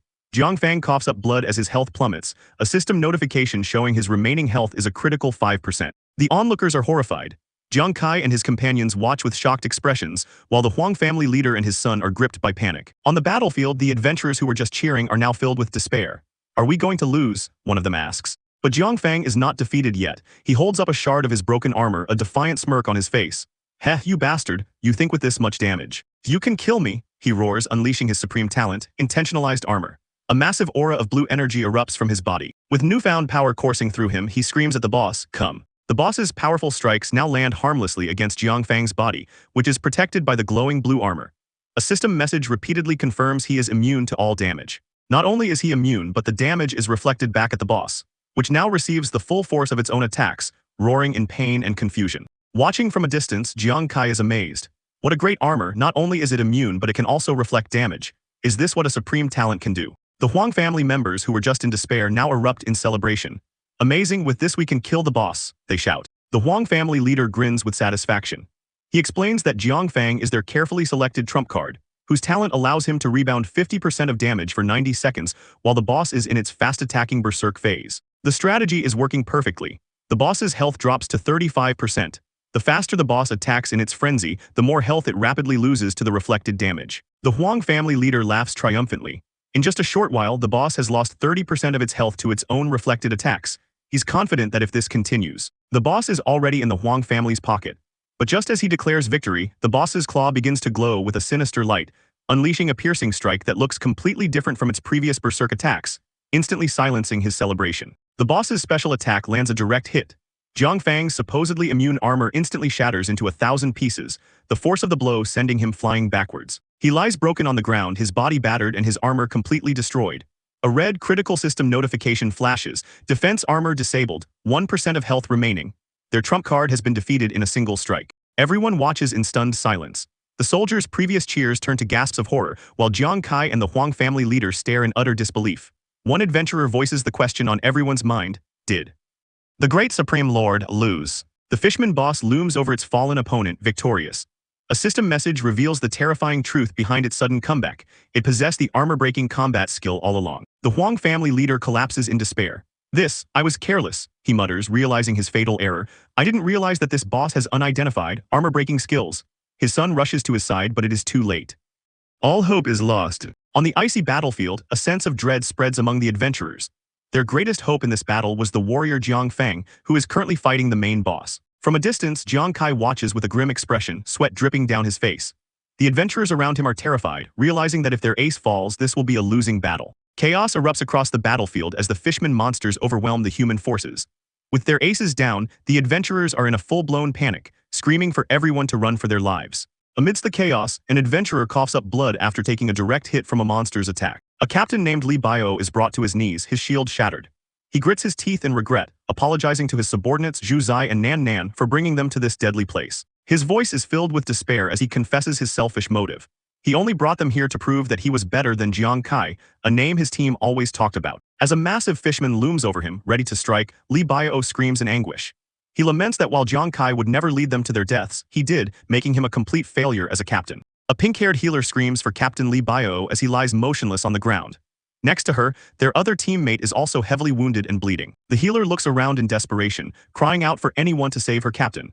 Her face is a mask of despair as she admits she has no more power left to heal him. She looks on helplessly at the hordes of fishman monsters. With the boss still alive, their army will just keep appearing, sealing the fate of the adventurers. The grim realization dawns on her. If no one takes action, everyone is going to die. At that moment, a strange cracking sound echoes through the air. Captain Li Bio, who is on the verge of death, looks up in shock, his eyes widening at an unbelievable sight. A monster lets out a horrifying scream as it's struck by an unseen force. In the midst of the chaos, a desperate voice cries out, asking if there is anyone who can save them all. A brilliant beam of light flashes past Captain Li Bio as he kneels on the frozen ground, saved from a fatal blow at the last second. The massive fishman that was about to execute him is suddenly engulfed in a fiery explosion, its body blown back by the immense force of the attack. The monster is completely obliterated by the mysterious attack, its body disintegrating into nothingness before it can even hit the ground. A close-up reveals the face of the attacker. It is Jiang Kai who calmly utters the single word, "return," recalling his weapon. Captain Li Bio and the healer stare in disbelief. Their wounded teammate Hu Yan looks up with a wide grin, starting to laugh in relief and amazement. A figure engulfed in a powerful fiery aura appears on the battlefield. The adventurers recognize him instantly, shouting out his name, "It's Kai." Jiang Kai turns to Zhuzi and Nuanuan, telling them to protect themselves. With a determined look, he announces he's going to fight the boss and dashes towards the heart of the battle. Hu Yan, still trying to process what happened, struggles to sit up. He can't believe his ears. Did Kai really just say he's going to fight the boss all by himself? An even greater shock registers on his face as he realizes something else. He can sense Jiang Kai's location with perfect clarity, an impossible feat on this chaotic battlefield. The pink-haired healer Ruan Yu looks in the direction Kai ran off, her expression a mix of awe and worry. "Me too," she says, confirming she can also sense his presence. The fishman army continues its fierce advance, a sea of monsters charging across the snow, ready to crush the human forces. However, as Jiang Kai's power surges, a strange phenomenon occurs. Other adventurers across the battlefield suddenly sense his presence, recognizing the ominous aura of the bloodthirsty killer title, making them all aware of his location. From a cliff above, Hu Yan and Ruan Yu shout down to Jiang Kai in a panic. They remind him of his current status as a bloodthirsty killer and question his reckless actions. The danger is immense. With the bloodthirsty killer title active, every other player on the battlefield will see him as a target. He will be hunted by 200,000 people. But Jiang Kai is undeterred. He breaks into a sprint, a menacing red aura confirming his bloodthirsty killer status is active as he charges headfirst into the fray. An opportunistic adventurer spots Jiang Kai. A wicked grin spreads across his face as he realizes the opportunity. He had been ready to die, but now he sees a chance to gain a huge amount of experience by killing a bloodthirsty killer. The adventurer rallies his group, deciding it's better to die fighting Kai for a reward than to be killed by fishmen. They resolve to kill him first and launch a coordinated assault. A massive fiery explosion erupts on the battlefield as the adventurers' powerful attacks converge on a single point. Watching from a distance, Ruan Yu and Hu Yan are horrified. Ruan Yu cries out Kai's name, fearing that he was killed in the blast. However, the explosion was not from an attack on Kai. As the smoke clears, Kai's voice is heard, calmly stating, "It was just a critical hit from me." Moving with blinding speed, Jiang Kai effortlessly weaves through his attackers who are sent flying by his counterattack. He coolly asks them, "Can you handle it?" The would-be assassins are left defeated on the ground. One of them coughs in agony, wondering how Kai's damage is so high, while another expresses his disbelief that a mere level 10 rookie could possess such power. Hu Yan and Ruan Yu are overjoyed and relieved. Hu Yan shouts in excitement that Kai is fine and marvels at how his captain dealt with so many opponents with such ease. Leaving the defeated adventurers behind, Jiang Kai walks calmly through the snow-covered landscape, his focus already on his next objective. Captain Li Bio, who witnessed the entire exchange, is left speechless. He finds it impossible that Kai, a low-level adventurer, could escape an ambush from so many high-level players completely unscathed. Elsewhere, a subordinate runs to a heavily armored leader of the Huang family. He reports that Jiang Kai, the man who killed their kinsman Zhao Wei, has appeared on the battlefield and is heading towards the boss. A red-haired commander dismisses the report, stating they have bigger problems. He insists they should be worrying about how to reduce their losses in the battle, not about Jiang Kai. However, another commander, a man with sunglasses, looks on with a grim expression. Despite his colleague's dismissal, he has a bad feeling in his heart. He can't shake the vague premonition that Jiang Kai might actually succeed in killing the boss. Meanwhile, Kai continues his charge, effortlessly cutting through the fishman ranks. As he runs, Kai reflects on the irony of the situation. He never thought he'd find himself helping his enemies, the Huang family, to fight a boss. He admits his past self would never have done such a thing. His thoughts drift to a promise he made. He remembers the words of Commander Wei, who hoped Kai would use his strength to fight for the country if it were ever in danger. Kai's resolve hardens. The country is in danger now, and he has the power to make a difference. His promise to the commander gives him a reason to fight beyond personal grudges. With a determined glint in his eyes, Kai makes a decision. He calls upon his AI intelligence, preparing to activate a special one-time skill he acquired. A holographic AI appears and confirms the activation of casino pickpocketing. For 30 minutes, this skill will steal 0.1% of the total attributes from every adventurer who is paying attention to him. Kai clenches his fist, a smirk on his face. He had originally thought this skill was useless because it only stole a meager 0.1%. He never expected it would come in so handy. He realizes the true potential of the skill in this unique situation. Thanks to his bloodthirsty killer title, almost everyone on the battlefield is paying attention to him, making them all targets for his ability. Other adventurers across the field feel a strange, sudden drain on their power. A system window appears before him, confirming the process has begun. Initiate stealing 0.1% of total attribute points from attendees. The skill is now active, drawing power from everyone watching. While stealing a mere 1,000th of a person's attributes is a tiny amount, the battlefield holds a vast number of soldiers. As adventurers all over feel the slight drain, they spot the bloodthirsty killer Jiang Kai. The thought process continues.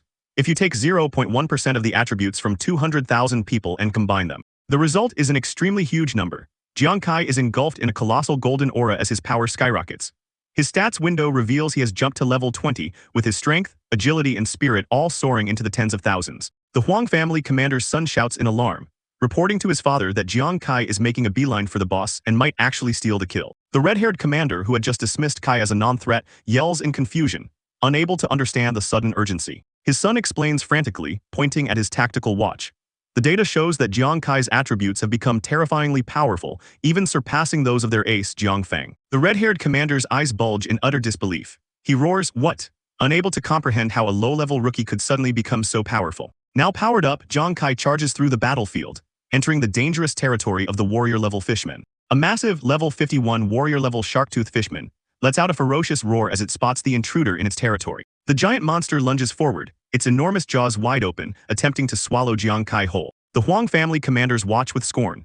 They mock Jiang Kai for not even attempting to dodge, noting that the shark-tooth fishman's bite is a deadly skill that even level 60 explorers must be wary of. As the monster's jaws snap shut, the commanders believe this is the end for Jiang Kai, but they are mistaken. With incredible speed and strength, Jiang Kai catches the monster's jaw with a single hand, stopping the powerful bite attack completely. With a shout of "Get lost!" he smashes his fist into the creature's head, the impact echoing across the battlefield. Everyone who witnesses this is left in a state of shock.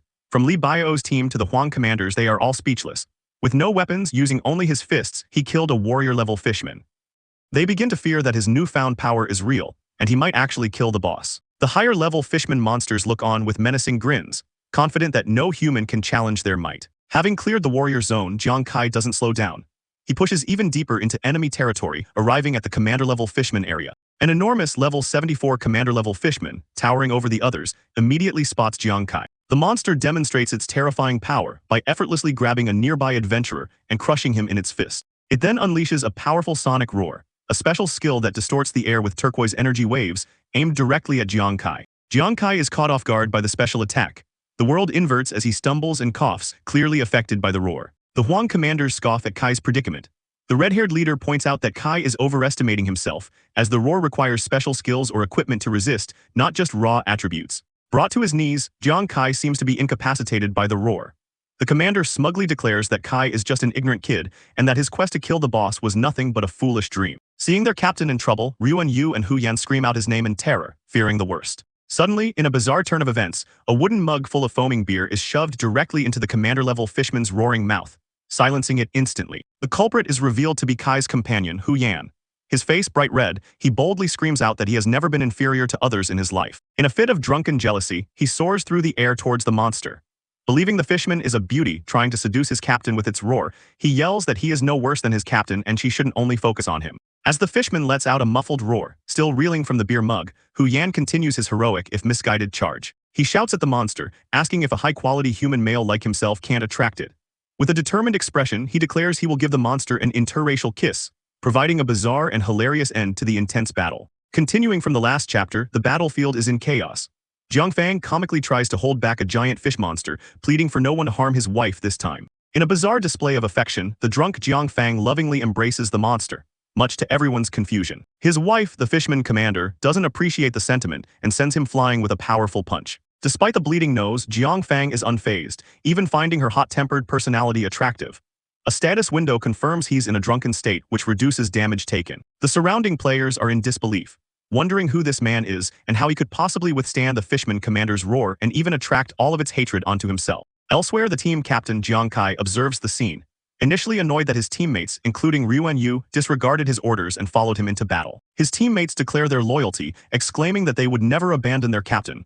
Jiang Kai is taken aback by their declaration. Suddenly, his teammate Ryuan Yu steps forward, unleashing a powerful spell she calls the Invincible Rain Prayer amidst the army of fishmen. A fellow teammate urges Captain Jiang Kai to hurry, as Ryuan Yu can't hold on for much longer due to the large level gap between her and the fishman commander. Meanwhile, the persistent Jiang Fang gets back on his feet, still eager to confront the fishman commander he calls his wife. Jiang Kai looks on, his expression hardening with determination as he assesses the unfolding situation. A slight, confident smirk appears on his face as he resigns himself to his team's stubborn loyalty, thinking to himself that he really can't do anything about them. The other players are confused by Ryuan Yu's spell, questioning the use of a rain-praying spell in a battle and wondering if the fishmen are supposed to drown in the rain. Ryuan Yu scoffs at their ignorance, chiding them for not understanding basic physics, while in the background, Jiang Kai tells his team he's leaving it to them. Suddenly, a player shouts an alarm, telling everyone to look up at the sky. The sky darkens ominously, and what looked like rain begins to fall between the icy cliffs. It's not rain that's falling from the sky, it's a super large hailstorm. The massive hailstones begin to bombard the entire area, causing chaos as players cry out in confusion, wondering why the spell is attacking both friend and foe. Ryuan Yu laughs triumphantly, explaining that by taking advantage of the frozen island's cold weather, her rain prayer naturally turned into huge hail. She boasts that she can now beat up 200,000 people at once. She reminds Captain K of their plan. As long as her rain spells hinder the enemy's movement, they'll become his targets. Jiang Kai confirms the plan is working. The hail has attracted the attention of all the fishmen, preventing them from using their roar attacks and making them easy targets before the main boss fight. The strategy is a massive success, as the hailstorm relentlessly pummels the fishman army. Ryuan Yu shouts a heartfelt reminder to her captain, "Remember, we are a team, you don't have to fight alone." Her words strike a chord with Jiang Kai. For a moment, his hardened expression softens as he looks genuinely touched by his team's unwavering support. Thanks to their combined effort, a commander fishman is finally brought down. As the other players celebrate the hard-won victory, Jiang Fang comically weeps on the ground, crying out that they killed his wife again. With a smirk, Jiang Kai admits he underestimated his teammates, acknowledging that he doesn't want to be alone. He then adds that thanks to their help, he can now deal with the remaining nuisances on the battlefield. Jiang Kai unleashes a devastating wave of fire, incinerating the remaining lesser fishmen with ease. Engulfed in a fiery aura, he stands as the sole figure remaining amidst the defeated monsters. The leaders of the other guilds are left in utter shock, exclaiming, "What? Jiang Kai killed all the commander-level fishmen." The other players are equally stunned, shouting that it took more than a dozen of their teams just to hold the line. They marvel at his amazing and strange power. With the lesser enemies cleared, Jiang Kai leaps forward, boasting that with his enhanced attributes, a critical hit is guaranteed. His confidence soars as he declares that with his current power, not even the King of Heaven himself could stop him now. He finally arrives before the main boss, the Fishman King, casually remarking how it looked amazing from afar. Now that he's closer, however, he bluntly tells the colossal boss that it looks incredibly ugly. The boss's health bar shows it's still at 35%. The guild leaders watch in disbelief, shouting that it's impossible for that kid to have actually gotten in front of the boss so easily. The other players wonder if Jiang Kai is really going to attempt to fight the main boss all by himself. But his teammate Ryuan Yu has complete faith in him, cupping her hands around her mouth to shout encouragement. "Go, Captain." Jiang Kai responds with a confident "of course," as he lunges towards the enormous Fishman King. The Fishman King lets out a menacing growl, preparing to counter the bold challenger. A nearby player shouts a warning, realizing that the boss is about to unleash its powerful berserk attack again. Convinced that Jiang Kai won't be able to withstand the incredible speed and damage, the boss unleashes a furious roar and a devastating strike. But to everyone's astonishment, Jiang Kai effortlessly dodges the supposedly unbeatable attack with incredible speed. Jiang Kai calmly assesses the attack, noting that the boss isn't actually that fast. To him, it's clearly slow enough to dodge, unlike the previous foe, Huang family's ace. Instead of simply dodging, he questions why the previous fighter chose to take the attack head-on, just as he himself moves to block the boss's massive weapon. A confident smile plays on his lips as he perfectly executes his maneuver. The crowd is speechless. They can't believe their eyes, with one player shouting, "Am I seeing things? This guy actually dodged all the attacks from the boss." Ryuan Yu cheers, proud of her captain's skill, while the dumbfounded guild leaders wonder if Jiang Kai's agility is actually higher than the boss's. With breathtaking agility, Jiang Kai runs up the boss's own weapon, using it as a ramp to launch himself into the air, positioning himself for a powerful counterattack. As the boss swings its weapon in a futile attempt to hit him, Jiang Kai easily evades and mocks its speed, simply stating, "Too slow," before preparing to strike from above. From the air, Jiang Kai unleashes a fiery kick, shouting, "Get lost." His attack lands with explosive force, engulfing the Fishman King in a massive blast. The boss growls in pain as the attack visibly takes a toll. A system window shows its health has plummeted from 35% down to 25%. The onlookers are completely stunned, shouting in disbelief, "From 35% to 25%. That bloodthirsty killer actually took off 10% of the boss's HP in one hit." One of the guild leaders points out that even their ace, Jiang Fang, would have needed to attack for 10 minutes to deal that much damage. Another player can only stare in awe, wondering, just what kind of damage is that? Enraged, the Fishman King finally rises to its feet, letting out a furious roar as it plants its weapon firmly in the ice. The massive boss now stands tall, finally treating Jiang Kai as a serious threat. It dwarfs Jiang Kai, who stands calmly before it, completely unintimidated. The crowd is shocked once more. One leader yells, "What?" Jiang Fang couldn't even get the boss to stand up and respond. Even Jiang Kai's own teammates are in awe, while a flashback shows their ace, Jiang Fang, lying defeated before the previously seated boss. The battered Jiang Fang looks on, stunned, as he realizes that Jiang Kai has actually forced the boss to go all out. Jiang Kai smirks, taunting the giant creature, "Oh, you finally know how to use your legs." The boss unleashes its powerful roar attack once again, sending waves of sonic force across the battlefield. But Jiang Kai is prepared, stating confidently, "Humph, I won't fall for the same trick twice," as he easily dodges the sonic rings. The boss follows up with a massive punch, but Jiang Kai has already moved, leaving the beast to smash nothing but ice. The force of the blow sends ice and players flying. The onlookers wonder if the powerful blow killed the bloodthirsty killer. But Jiang Kai reappears unharmed, looking up at the boss and stating calmly, "Death, you're targeting the wrong person." He lunges forward again, this time aiming his attack directly at the boss's massive trident. With a powerful strike, he shatters the weapon, sending fragments of it flying across the ice. The Fishman King is left stunned and disarmed, growling in frustration. Jiang Kai stands amidst a swirl of energy, coolly observing the now weaponless boss. "Ah, I see you don't have any weapon," he says before sarcastically adding, "So you don't know how to fight." The battlefield erupts in disbelief. "What? He even destroyed the boss's weapons," one player screams. The onlookers question what kind of monster Jiang Kai is, wondering if a boss's weapon has ever been shattered before. Declaring the fight a waste of time now that the boss is disarmed, Jiang Kai ignites his claws with fire. He lunges forward to finish it, shouting, "Let's end this quickly." He lands a devastating, fiery blow right into the boss's gut. The Fishman King groans in agony as its health drops another 10%, now down to just 15%. Without giving the beast a moment to recover, Jiang Kai winds up another punch, shouting, "Let's continue." He unleashes another explosive punch, relentlessly pummeling the weakened boss. The boss lets out a final, agonizing roar as its health drops to a critical 8%, leaving it on the verge of death. Surrounded by a fiery aura, Jiang Kai confronts the Fishman King, his voice dripping with contempt. He questions the king's audacity for still showing its arrogant face. In a close-up, Jiang Kai's expression is one of pure disdain, as he declares he's long been fed up with the Fishman King's arrogant demeanor. With immense power, Jiang Kai unleashes a massive, explosive attack directly at the colossal Fishman King, engulfing the battlefield in light and debris. As the explosion rages, Jiang Kai declares that it's time for the Fishman King to meet its end. The sheer force of the attack sends shockwaves through the onlookers. The leader of the Huang clan and his subordinates stare in disbelief, while in another area, other adventurers, including a woman with pink hair, look on with a mix of awe and terror at the raging blue monster. The hulking blue Fishman King roars in fury. Elsewhere, the purple-haired Ryuan Yu watches the scene unfold with a confident, sinister smirk. In response, the Fishman King brings its massive fist crashing down with murderous intent, aiming to obliterate its opponent. Watching the battle from a distance, Jiang Fang stands with a calm and collected expression, observing the chaos with a sharp gaze. The Fishman King collapses to the ground, heavily wounded and bleeding from the devastating blow it just received. A system window appears, confirming the catastrophic damage. The boss's health has plummeted to a critical 1% remaining. The leader of the Huang clan looks on in utter shock and disbelief, his face a mask of outrage at what just transpired. He can't believe it. Not only did Jiang Kai defeat the boss, but he did it without taking a single point of damage himself. Meanwhile, two high-ranking military commanders, Lu Jun and Commander Wei, observe from afar. Lu Jun notes that there seems to be no need for their intervention. Commander Wei agrees with a sly smile, admitting he never expected the turning point of the battle to be this particular person. His gaze falls upon Jiang Kai, acknowledging that the young man whom he holds in high regard has finished dealing with the hail and is now ready to finish the boss. Panic sets in for the leader of the Huang clan. He screams that the boss has only a sliver of health left, and they absolutely cannot let Jiang Kai be the one to kill it. He issues a new command to all members of the Xunwu Guild. They are to abandon their fight with the fishmen and focus all their efforts on killing the bloodthirsty killer, Jiang Kai. With a furious expression, he declares a bounty. Whoever kills Jiang Kai will be rewarded with 50 million Shangyao coins. Then comes the threat. If they let Jiang Kai take the boss, none of them will get a single penny of their promised reward after the battle. The guild members are stunned into silence, shocked by this sudden and treacherous command from their leader. The members begin to panic. For them, this isn't about glory but survival. One worries how his family will survive the next month without payment, while another needs the money for his child's medical treatment. The grim reality sets in. One of the members shouts that they have to forget the fishman and kill Jiang Kai, otherwise they're all doomed. The members exchange grim, silent glances, their resolve hardening as they accept their new grim task. United by greed and desperation, their eyes glow red with murderous intent. The members of the Xunwu Guild turn on Jiang Kai as one, screaming for his death. Ignoring the remaining fishmen, the entire guild charges forward in a chaotic wave.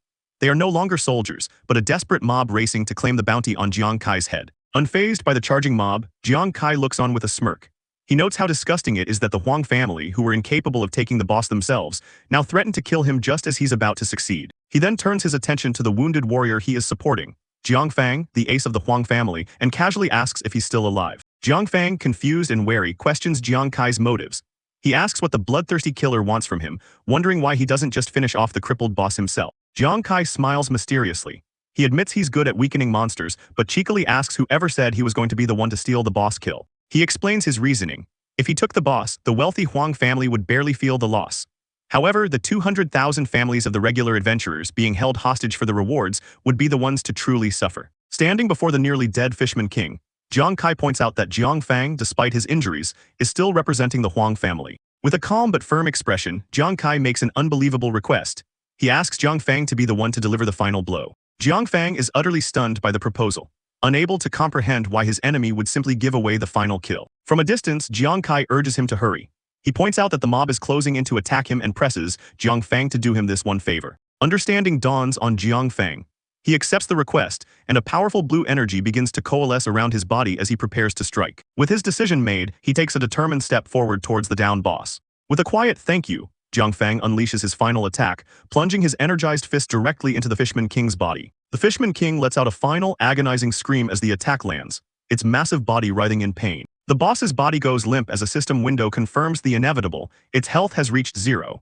It is finally defeated. The remaining adventurers on the icy battlefield look on as the dust settles, unsure of what just happened. A massive system announcement flashes across the sky for all to see, declaring the victor of the long-fought battle. The adventurers read the message in disbelief. It wasn't the bloodthirsty killer who got the final blow. It was their own master Jiang Fang who killed the boss. As the Fishman King's body begins to dissolve into blue light, its reign of terror is officially over. With their king defeated, the remaining Fishman monsters are seen diving back into the icy waters, confused and leaderless. An adventurer shouts what everyone is thinking. The massive Fishman army is finally retreating. The members of the Xunwu Guild are overjoyed. Their own lord killed the boss, which means the bloodthirsty killer didn't steal it, and most importantly, they will get their rewards. The leader of the Huang clan, however, is furious and confused. He can't understand how they won or how Jiang Fang was the one to kill the boss. His subordinate wonders if Jiang Kai was behind this. The shocking truth begins to dawn on him. Did Jiang Kai, the feared bloodthirsty killer, voluntarily give up the opportunity to kill the boss? The other adventurers erupt in celebration. One joyfully exclaims that they have won, and it turns out the bloodthirsty killer is actually a good guy. Another declares him a great hero for giving up the boss, vowing to go to war with anyone who dares to touch their new benefactor. The sentiment spreads like wildfire. The pink-haired adventurer Su Nuanuan is completely starstruck by his actions, remarking how amazing and magnanimous Kai was. Her companion agrees enthusiastically, shouting that it was so cool. An older, high-ranking adventurer declares that seeing is believing. He is now truly convinced that Jiang Kai is the biggest hero of this entire battle. Ryuan Yu beams with pride, boasting about how powerful and generous her captain is. She smugly reminds everyone that she was the one who picked him as the captain in the first place. The crowd's sentiment turns against the Huang family. Adventurers recall how disgusting their threats were, angry that the guild expected them to die for a failed plan and still bear the costs. The anger boils over. All around the battlefield, adventurers publicly renounce their affiliation, shouting, "I'm quitting the Xunwu Guild," and cursing the leader as a capitalist dog. The leader's subordinate reports the disastrous news. 200,000 people are quitting the guild and posting negative comments, causing the clan's reputation to plummet. Consumed by pure rage, his face contorted in fury and his eyes glowing red, the leader of the Huang clan seethes. He swears to himself that he will remember the name Jiang Kai. He makes a tactical retreat, ordering his subordinate to leave for now, vowing that they will definitely take their revenge on Jiang Kai next time. With the battle over, Jiang Fang formally introduces himself to Jiang Kai, admitting that he owes him a big favor for letting him get the kill. Jiang Fang smirks, his curiosity getting the better of him. He admits he really wants to know just how Jiang Kai managed to get such overwhelmingly powerful attributes. Jiang Kai introduces himself and offers a simple explanation. He got his powerful attributes from a one-time use skill. Jiang Fang is amazed that such a skill could even exist. Jiang Kai downplays it, saying the skill wasn't actually that strong because it's gone after a single use. Jiang Fang begins to ask a follow-up question but is cut off. Jiang Kai continues, revealing that his plan worked because he simply took advantage of the system's bloodthirsty killer punishment mechanism. Suddenly, before he can explain further, the ground trembles. Blue, fleshy tentacles erupt from the dead Fishman King's body and lash out, catching Jiang Kai completely by surprise. Jiang Fang shouts his name in alarm as the tentacles rapidly wrap around Jiang Kai, pulling him off his feet and dragging him back towards the boss's corpse. From Jiang Fang's perspective, he can only watch in horror as Jiang Kai is lifted into the air, completely engulfed by the writhing mass of tentacles. Jiang Kai struggles, but is powerless as the tentacles fully consume him, his muffled cries echoing as he disappears into the dark, monstrous appendages, leaving the chapter on a tense cliffhanger. Following the intense battle, Ruan Yu is thrown back by a powerful force, landing heavily on the cliff's edge. Hu Yan, seeing this, desperately shouts for their missing captain. Hu Yan rushes to the exhausted Ruan Yu's side, asking if Jiang Kai is his captain. Ruan Yu, kneeling in defeat, confirms with a simple yes. With a grim expression, Ruan Yu begins to explain the dire situation, filled with regret. He reveals his terrifying suspicion. Jiang Kai has most likely triggered the boss's death revenge skill. Hu Yan's face contorts in shock and disbelief. Ruan Yu explains that death revenge is a horrifying special skill some bosses possess. Upon death, they can inflict a terrible curse on their killer. Once the boss successfully takes revenge, the explorer is subjected to an extremely gruesome punishment. Being tortured to death is merely the beginning of their nightmare. But the true horror unfolds after the person returns to the real world. The memories of the torture are so unbearable that they often can't endure it. Haunted by the psychological trauma, many are driven to madness, begging for a release that will never come, ultimately choosing to end their own lives. The horrifying realization washes over Hu Yan. Her body trembles as she imagines Captain Kai suffering such an unspeakable fate. Tears well up in her eyes as she desperately pleads, "No, don't." The scene shifts to a dark, watery abyss, representing Jiang Kai's submerged consciousness. A faint cry for the captain echoes through the depths. Meanwhile, Jiang Kai is experiencing the full force of the curse. Excruciating pain racks his body as he feels like he's being crushed from all sides. His consciousness flickers. Disoriented, his mind struggles to grasp his surroundings as he weakly questions where he is. Suddenly, a horrifying sight comes into view.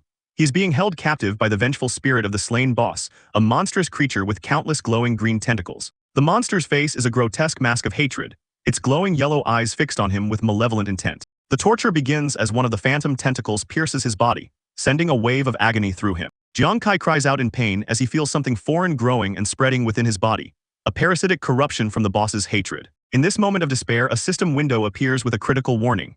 His one-time skill, Casino Pickpocket, along with its stolen attributes, will disappear in just 20 seconds. A sudden realization dawns on Jiang Kai. He understands that the only reason he's still alive under this relentless torture is due to the support of those temporary attributes.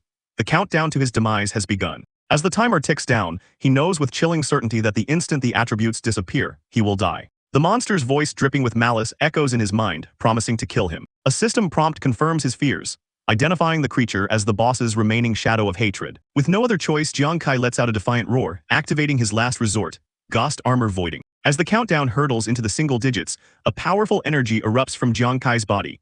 The Ghost Armor Voiding skill successfully purges the corrupting influence of the boss's hatred. The immediate threat is gone, and for a brief moment there's a spark of hope in his eyes. He looks at his hands, wondering if his body has been returned to its original state. But the crisis is far from over. However, the monster's final attack is still coming. With the countdown nearing its end and his strength depleted, Jiang Kai knows he's too weak to dodge. He braces himself, preparing to give it his all in one final stand. A system prompt gives him a sliver of hope, instructing him to use his weapons. With newfound resolve, Jiang Kai decides to take advantage of the last few seconds of his stolen attributes. He leaps into the air, blades ready, determined to use every last bit of his temporary power to fight back and destroy the remnants of the curse. He lands firmly, bracing as his counterattack connects, unleashing a wave of energy. The Ghost Armor Voiding skill culminates in a massive explosion, obliterating the boss's shadow of hatred completely. As the light fades, Jiang Kai stands victorious, a relieved smile on his face. He lets out a sigh, believing his ordeal is finally over. But his relief is short-lived. A mysterious, ethereal woman appears before him as a system message pops up, congratulating him not only for escaping the death revenge, but also for discovering an undiscovered secret treasure zone. The system officially welcomes him to the underground Fishman Kingdom, revealing that his voiding skill did more than just save him. It transported him somewhere new. The scene pulls back to reveal a breathtaking sight. A massive, frozen citadel with towering doors, a hidden kingdom buried deep beneath the earth. Another message clarifies his location. He has stumbled upon the secret treasure hall of the frozen fishman lord. Jiang Kai stands in awe before the colossal doors, flanked by flaming braziers, realizing he's at the very heart of the boss's territory. The spectral guide informs him that a new countdown is about to begin. The entire hall will be destroyed in 10 minutes, and he must collect as many treasures as he can and escape before then. Jiang Kai is shocked and panicked. Another countdown, he frantically asks what the consequences are if he fails to get out in time. The system's response is grim. Failure to escape will result in death, and any treasure he has collected will disappear. The only way to keep his loot is to make it out alive. Without any further warning, the ground begins to tremble and crack. The destruction has already started, catching Jiang Kai completely by surprise. Realizing there's no time to waste, he quickly assesses the situation. The mission is simple if not insane: collect as much treasure as possible and escape. He braces himself to run. With his life and a massive fortune on the line, a determined glint appears in his eyes. He has no choice but to try. He rushes forward and pushes open the gigantic doors to the treasure hall, stepping through the glowing threshold into the unknown. Jiang Kai is completely stunned. The doors open to reveal a massive cavern overflowing with mountains of gold, sparkling crystals, and countless treasure chests. It's a pirate's dream come true. Amidst the glittering hoard, a system notification congratulates him on discovering a particularly valuable find: 3 Fishman secret potions, which can grant him a total of 60 attribute points. With the hall's destruction timer ticking down, Jiang Kai doesn't hesitate. He grabs the potions and decides to drink them on the spot. As the system asks where to allocate the points, he spills some of the potion in his haste. He gives a swift command to add all 60 points into agility, prioritizing speed for the escape. His frantic looting pays off again as he immediately uncovers another grand prize: the boss's rare treasure chest. He grins, thrilled by the sheer quality of the loot, noting that none of the items seem to be ranked lower than A rank. He quickly glances at the main timer, about 7 minutes left. Feeling a surge of confidence, he believes he can clear the place out if he just hurries. Just as he thinks he has a handle on the situation, the system throws another wrench in his plans. A friendly reminder pops up, warning him that the boss's treasure chest has its own separate, rapidly decaying lifespan of only 90 seconds. His confidence evaporates, replaced by shock. Even the treasure itself is on a timer. With the chest's 90-second timer now ticking down, Jiang Kai frantically shoves loot into his inventory. He has to be faster. In the background, his teammates are shown still valiantly fending off monsters, completely unaware of his situation. 90 seconds later, Jiang Kai is utterly exhausted, slumped over the now empty treasure chest. He managed to clear it out just in the nick of time. Just as he's about to move on, he spots a small pot left inside the chest. The system congratulates him on discovering Tears of Repentance, an item that can eliminate his troublesome, bloodthirsty killer status. He can't believe his luck. He runs through the cavern, overjoyed. Not only did he get a mountain of treasure, but he also managed to clear his negative status. He celebrates, yelling, "What a steal!" But in the middle of his celebration, his eyes catch sight of something in a dark corner of the collapsing cavern. He discovers one final prize resting on a pedestal in a hidden alcove: an ancient scroll. The system congratulates him on finding the ultimate treasure: a special job transfer scroll, which is necessary for an explorer to advance after reaching level 20. Jiang Kai is stunned into silence. He realizes that with this scroll, he can finally complete his special level 20 job change, a pivotal moment in his journey. The next day, back on the icy plains of the Ghost Star, the scene is quiet and somber. Believing their captain is dead, Hu Yan and Ruan Yu have created a makeshift memorial for him. Ruan Yu mourns, lamenting that Jiang Kai never returned, just as he had morbidly predicted. They both weep dramatically, convinced that Jiang Kai suffered a horrible death from the curse, and was then driven to suicide by the trauma. Suddenly, a gloved hand appears over the edge of the cliff, struggling to get a grip on the icy surface. Hu Yan spots the movement, and assuming it's an enemy, yells to Ruan Yu that another fishman is climbing up. The two immediately get into a defensive posture, vowing to protect their captain's tombstone from any monster that dares to disturb his rest. Thinking they are defending their captain's honor, they hit the climber on the head with a rock, sending him falling back down the cliff. An enraged voice echoes up from the chasm: "Which bastard is it? I almost reached the top," as the figure plummets into the darkness. Hu Yan and Ruan Yu are taken aback, confused by the unexpected response from the monster they just attacked. While Ruan Yu yells down an insult for the ugly fish, Hu Yan pauses, a flicker of recognition on her face as she realizes the voice sounds incredibly familiar. Their confusion turns to shock as laughter echoes across the ice, and they see a figure running towards them. It's Jiang Kai, alive and well, cheerfully greeting them as if nothing happened. "Long time no see, Hu Yan and Ruan Yu." After a moment of stunned silence, the two break into relieved, albeit slightly awkward laughter. Hu Yan admits she didn't expect to miss him after just one day. Jiang Kai's smile instantly vanishes, replaced by a look of pure fury. Sprouting dark wings, he charges at them, screaming, "You two traitors want to kill your captain. How dare you hit me?" His teammates panic, frantically shouting apologies, and insisting that they didn't attack him on purpose. The scene shifts away from the Ghost Star, back to a futuristic metropolis on Earth, the Jiangjiang City Ghost Star login base. Inside, a meeting is taking place. In a high-tech boardroom, several powerful figures are discussing Jiang Kai. A subordinate reports that while they couldn't find his offline location, they discovered that his sudden increase in attributes was due to a one-time use skill, revealing that Jiang Kai's incredible feats have not gone unnoticed. In a high-level meeting, an old commander with gray hair scoffs at the idea that they need to train Supreme Ones if a level 20 kid can just change tens of thousands of attributes. A red-haired analyst beside him considers the fate of Jiang Kai. He notes that those who face the boss's revenge are already dead and wonders if Jiang Kai is still being tortured. Another colleague, a man with long blonde hair, chimes in, convinced that the kid is definitely screwed after being tortured for so long. However, the red-haired analyst warns the commander not to use common sense when it comes to Jiang Kai. The commander's expression turns serious as he considers a different outcome. He wonders if it's possible that Jiang Kai not only survived the boss's revenge, but even discovered its secret treasure. The blonde-haired man immediately dismisses the idea as impossible. He elaborates that in the 50 years since the Ghost Star appeared, only a handful of people have ever survived a boss's revenge and obtained the secret treasure, and all of them were top-tier Supreme Ones. The red-haired man agrees, adding that since Jiang Kai has only been on the Ghost Star for about a month, he doesn't believe he stood a chance. Despite their logical arguments, the commander leans back in his chair, a contemplative look on his face. His instincts are telling him something different about this kid. Suddenly, the door bursts open and a female officer rushes in, shouting for Commander Wei. She frantically announces that someone is posting items on the private trade. A comical silence falls over the room as the three men stare blankly, stunned by the sudden and confusing interruption. The blonde-haired man and the red-haired analyst look at her, bewildered. They ask who she's talking about and why it's necessary to report a simple private trade. The female officer shouts Jiang Kai's name, revealing that not only did he not die, but he has opened a private trade space on the Ghost Star. She delivers the final, shocking piece of news. The total value of the items he sold was more than 400 million Shengyao coins. The two analysts are utterly flabbergasted, their eyes wide with shock and disbelief at the astronomical figure. A few minutes later, they examine the trade records. A screen displays Kai's cart, showing the first sale, 1.8 kilograms of green ghost ores worth an incredible 18 million Shengyao coins. The next item leaves them even more stunned. He also sold 3 kilograms of a special grade white iron crystal stone, which alone was worth 63 million. As they scroll through the list, they see more high-value items, strong iron crystal, black iron crystal, obsidian steel fossil, and more. The total quickly adds up to over 100 million. The two men scream in unison, their faces contorted in shock.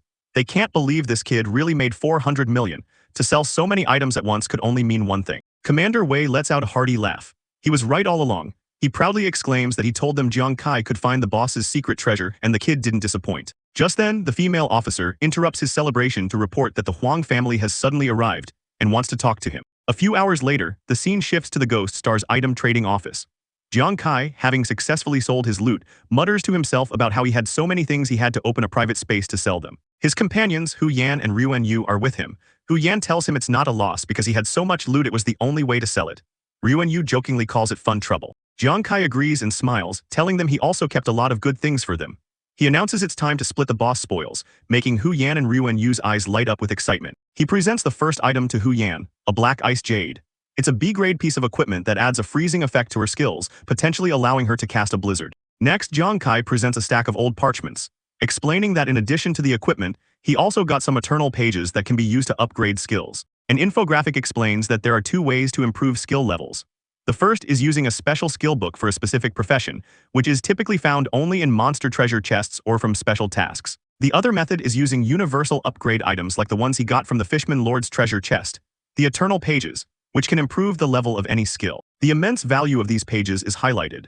As a treasure of rigid demand, a single page can sell for 500,000 Shengyao coins and will be snatched up instantly on the trade market. Furthermore, the number of eternal pages required to upgrade a skill varies depending on its strength.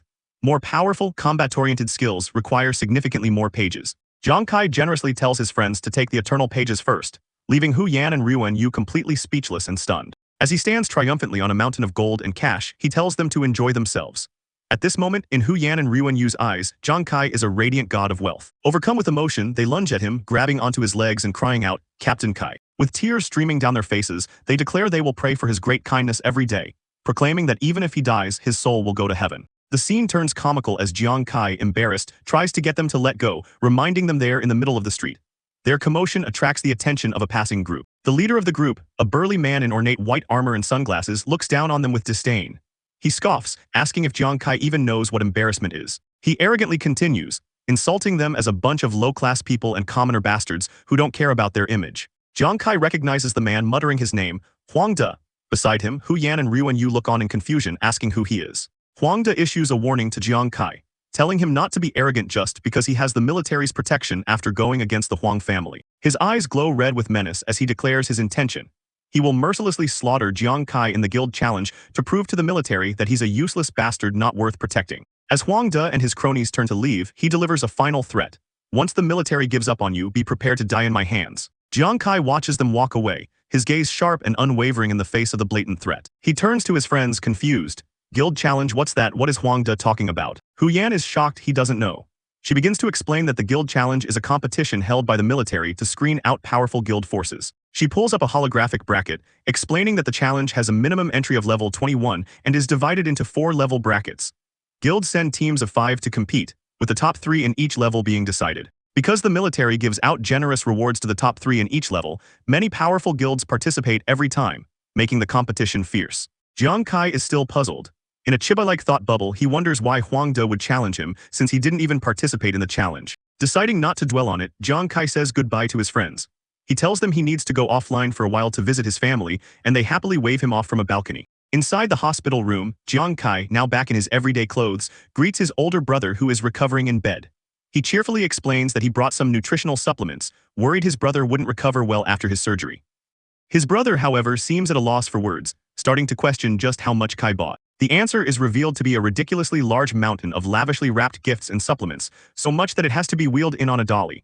All his brother can think to himself is that this is way too much. In a comical Chibe-style exchange, Jiang Kai innocently asks if the amount of supplements is too much, while his brother wryly comments that the hospital room now resembles a grain warehouse. His brother's expression turns serious with worry. He reminds Kai that he's already in the most expensive hospital and frets about the spending, declaring he'll get back to work as soon as he's discharged to help with the financial pressure. Jiang Kai smiles warmly, telling his brother it's okay. He reminds him of his dream to become a transcendent and fight against the beast god for humanity. He encourages him to pursue that dream after leaving the hospital and just become an explorer, leaving his brother stunned and speechless. Looking downcast, his brother dismisses the idea.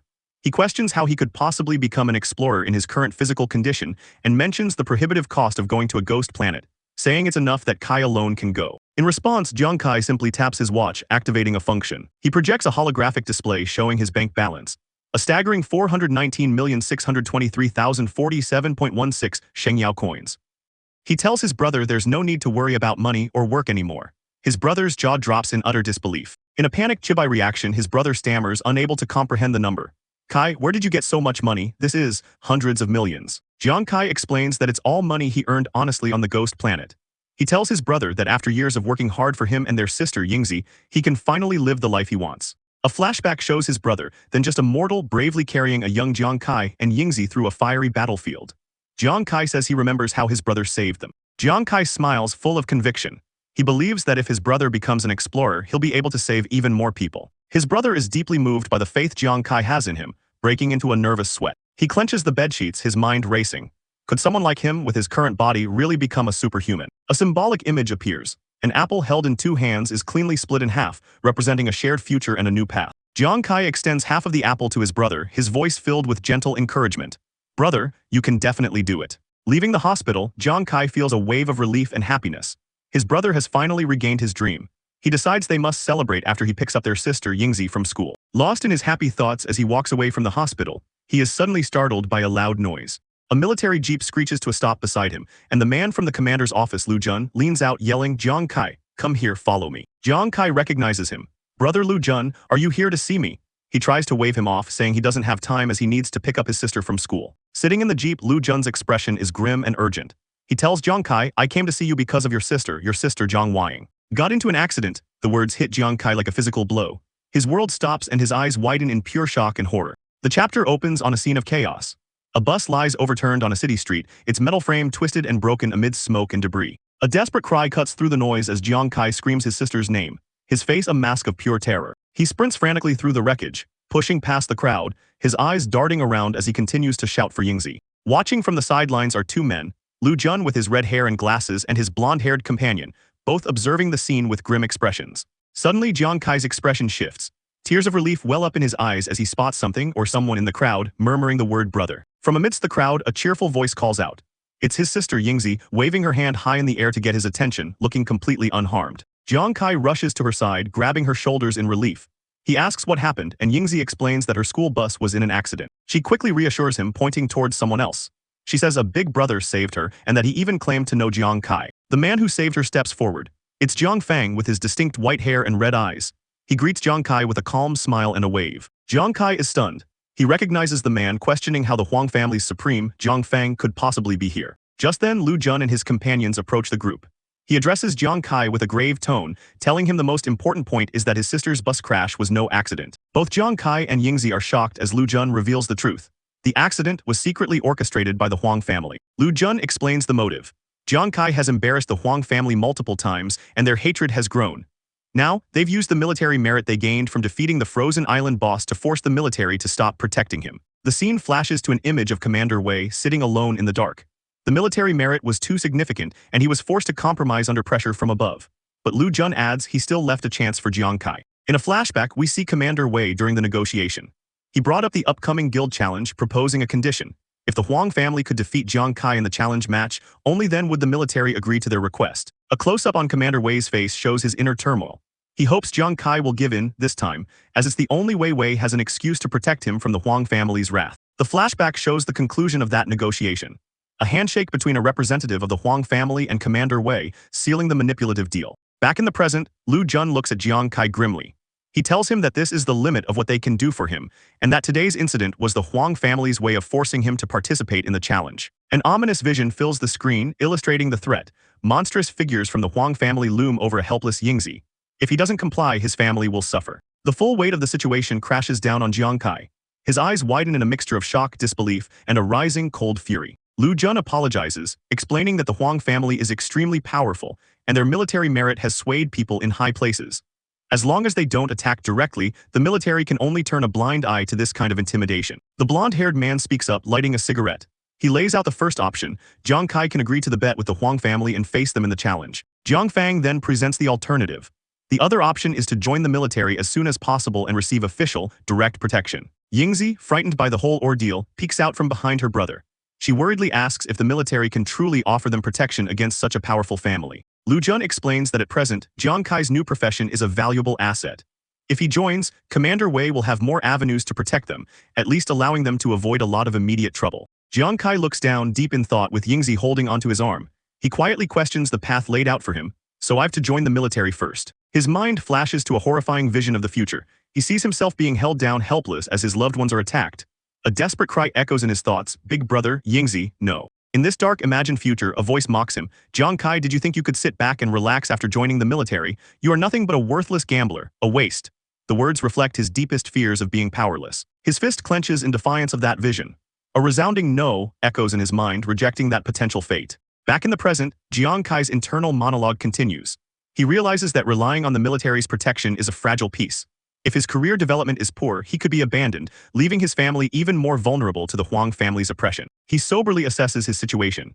He acknowledges that the Huang family is a massive enterprise, and in terms of resources, wealth, and power, he is currently no match for them. But then he remembers his ace in the hole. A system screen detailing his unique double talent appears in his mind. It doubles all his system rewards, giving him nearly twice the attribute points of others at the same level. He visualizes himself in battle, his superior stats giving him a significant advantage in total attribute points and critical damage, allowing him to overwhelm opponents of the same level. Furthermore, he knows that with the right strategy, this advantage allows him to even defeat opponents of a higher level, turning seemingly impossible fights in his favor. He puts the pieces together. Because gambler is a brand new profession, the Huang family has no idea of his true strength. This secrecy, this unknown factor, is his greatest advantage. A fire ignites in his eyes. He makes his decision. Instead of passively seeking shelter and waiting for death, it's better to take a gamble. He'll use this opportunity to make the bet with the Huang family a widely publicized event. His strategy becomes clear. If he can defeat the Huang family in a public showdown, the military will be forced to acknowledge his new profession's power and continue to protect him. At the same time, the Huang family would have to consider public opinion before daring to make a move against him again. Misunderstanding his silence, Lu Jun places a hand on his shoulder and says, "Okay, since you don't have any other opinions now, I will help you prepare the application materials for joining the military." Jiang Kai cuts him off before he can finish, turning to face him and calling out his name with newfound resolve, "Brother Lu Jun." With a confident smirk, Jiang Kai lays out his own plan.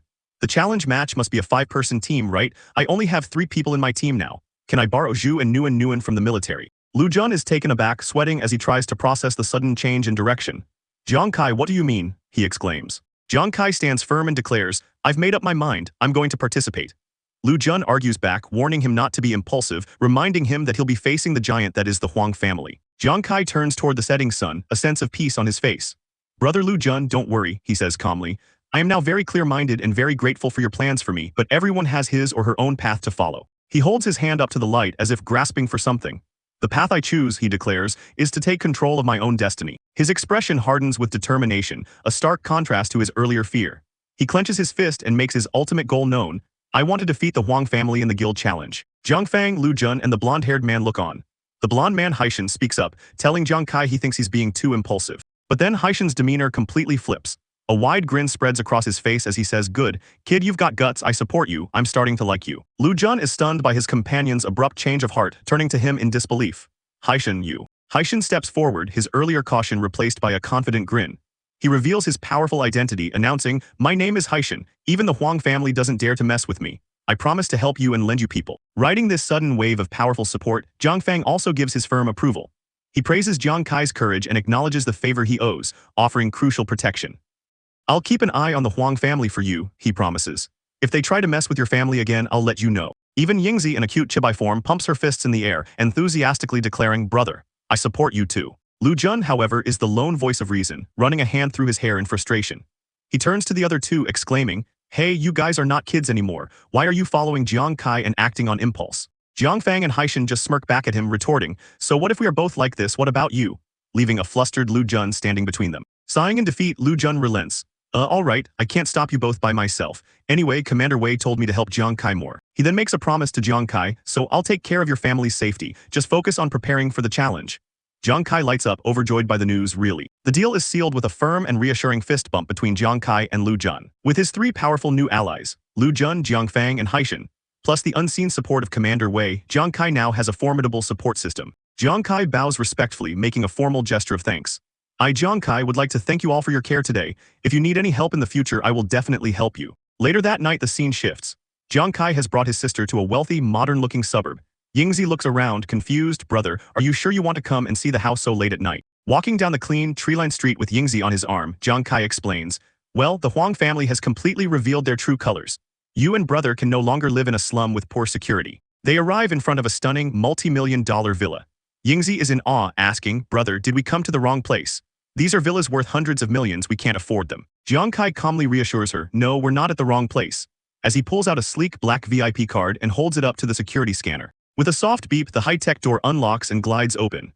Yingzi can only stare, her mind struggling to comprehend what's happening. He turns to her with a wide, proud grin, revealing the glittering, modern marvel behind him. This is our new home. Yingzi's face becomes a mask of pure, unadulterated shock. Kaya, this is our new home, she shrieks, her excitement bursting forth. She immediately starts exploring, her eyes wide with wonder as she looks out at a beautiful, sparkling private swimming pool. Her tour continues. She marvels at the massive living room, exclaiming that it's bigger than their entire old house. Then she sees the dining area, wondering aloud how many dishes could possibly fit on such a long table. Next, she discovers a personal gym. She playfully teases her brother, look, big brother is weak, he can exercise here in the future. Finally, Jiang Kai leads her to one last door. Her excitement gives way to curiosity as she asks, brother, this is. She peeks her head into the room, her eyes widening as she takes in a beautifully furnished bedroom decorated just for her. My room, she whispers in disbelief. Jiang Kai looks at her with a gentle, knowing smile. Of course, Yingzi, do you like this new home? Tears of joy well up in her eyes as she struggles to find the words. I like it, but brother, am I really not dreaming? This place is so beautiful, is this really our new home? He gently pats her on the head, his voice soft and reassuring. Yingzi, it's true, this is our new home, but everything now is just the beginning. From now on with me here, you and big brother don't have to worry about life anymore. The three of us will have a better and better life. Overcome with happiness and relief, Yingzi gives a bright, heartfelt smile and hums in agreement. The scene transitions to the next day, overlooking a lush, mountainous forest. A voice speaks, setting the stage for a new meeting. Nuanuan, do you think we were abandoned by the military because of our poor performance? The two figures are revealed to be a burly man in armor, Zhu, and a pink-haired girl, Nuanuan, both crying. Zhu laments that their captain said a new one would take over, but it feels like they've just been abandoned. Suddenly, a familiar voice calls out to them. Zhu, Nuanuan, I'll take care of you now. Why are you two so sad? They look up in unison, startled. Jiang Kai stands before them looking confident and strong. Zhu stammers in disbelief. Kai-yu, you are our new captain, to which Jiang Kai simply replies, yes, that's me. Their sadness instantly turns to joy as they rush to greet their old friend, asking what's going on and if he's decided to join the military. Jiang Kai clarifies the situation. No, I didn't join the military. I just asked the military to borrow you temporarily to cooperate with me in the guild challenge in a month. He proceeds to explain the entire situation. How the Huang family used their military merit to threaten him and his sister's safety, and how Commander Wei created the guild challenge as a way to help him fight back. His expression hardens with determination. So this time I must win and completely shut the Huang family's mouths. He looks them in the eyes and asks, Zhu Nuanuan, are you willing to help me? They don't hesitate for a second. Zhu explodes with rage, of course. How dare those dogs from the Huang family touch Yingzi? I watched Yingzi grow up. Nuanuan clenches her fists, agreeing they're so bad. After his initial anger, Zhu's confidence wavers. But Kai, he asks hesitantly, are you sure you want to team up with us? Jiang Kai is confused by his sudden doubt. The scene cuts to an infographic explaining the military's sophisticated evaluation system, where newcomers are given an initial rating from E to SSS based on their performance. Zhu explains their situation. If a newcomer maintains an E rating for 6 months, they're abandoned.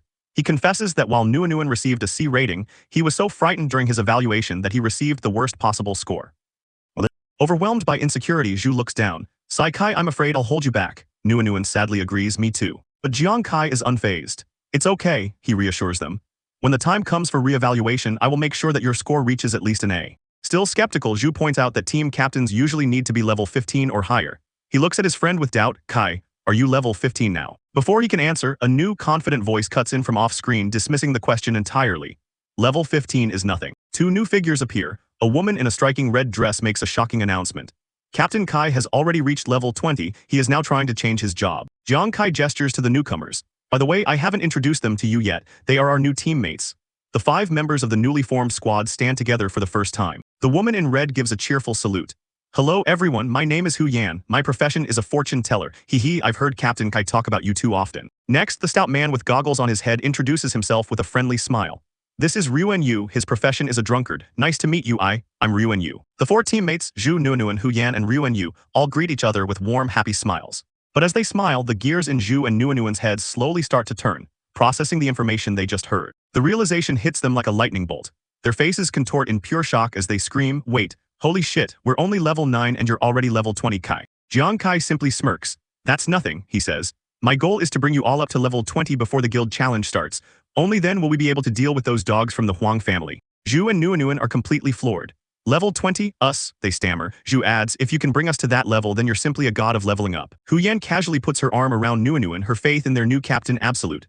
I don't know about others, she says with a confident smile, but I believe Captain Kai can do it. In a forest clearing, the newly formed team discusses their identity.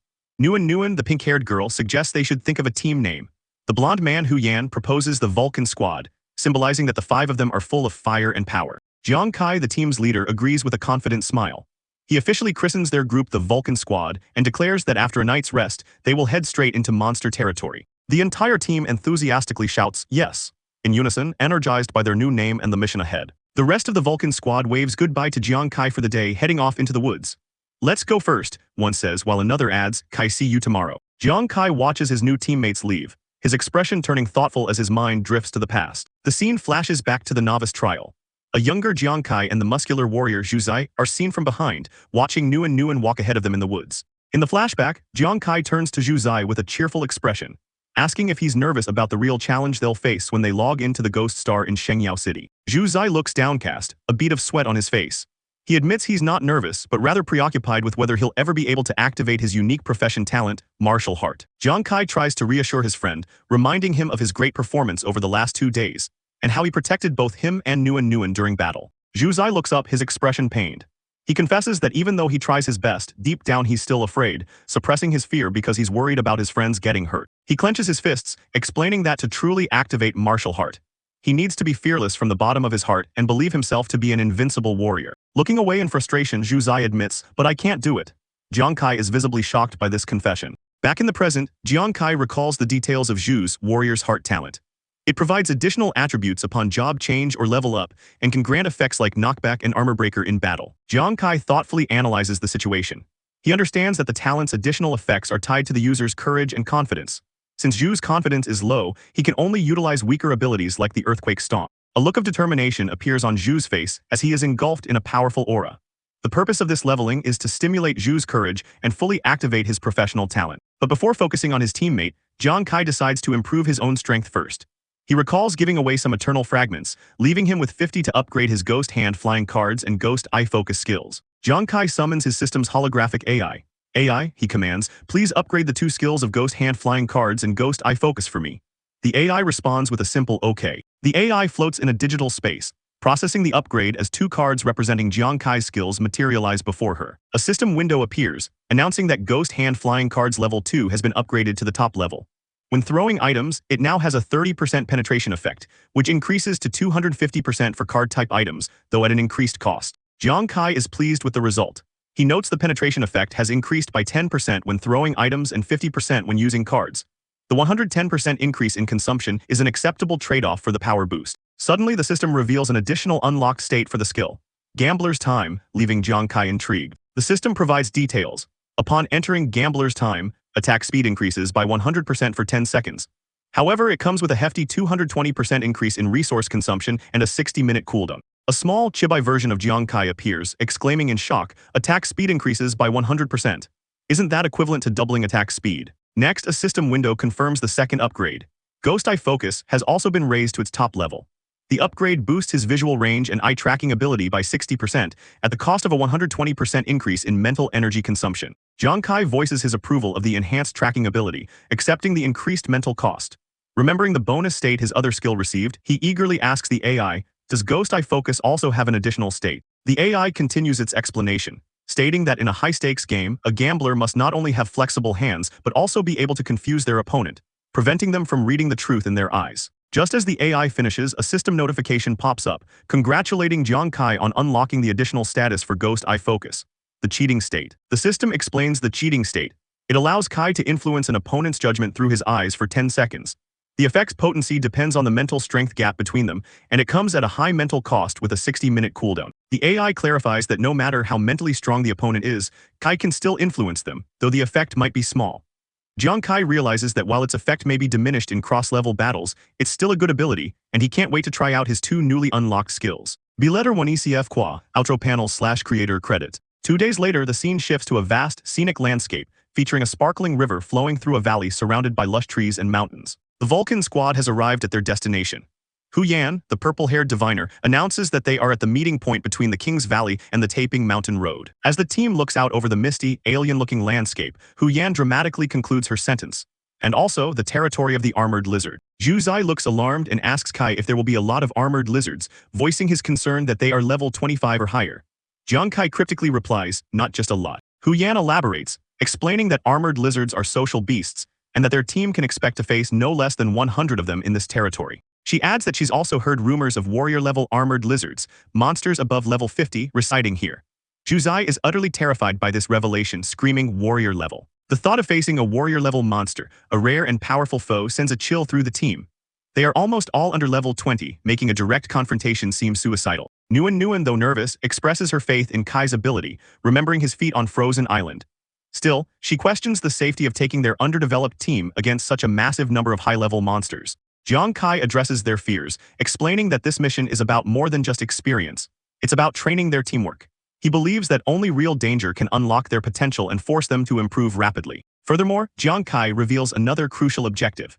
The materials needed for job transfers often drop from monsters in the territories of warrior-level beasts. He details the potential loot.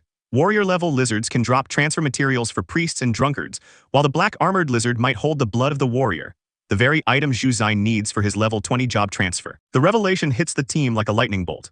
Zhu Zai, Hu Yan, and Ruan are stunned, shouting in unison, level 20 job transfer materials. Hu Yan's eyes glow with intensity as she studies their leader. Captain Kai, she says, you seem very confident. Do you have a trump card? Jiang Kai turns his head, a sly smile playing on his lips.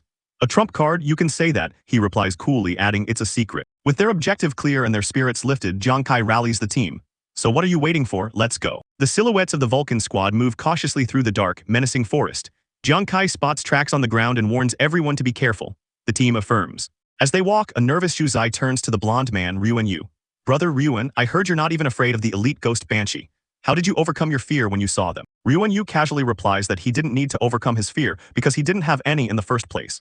An amazed Zhu Zai immediately asks Ruan to teach him his ways.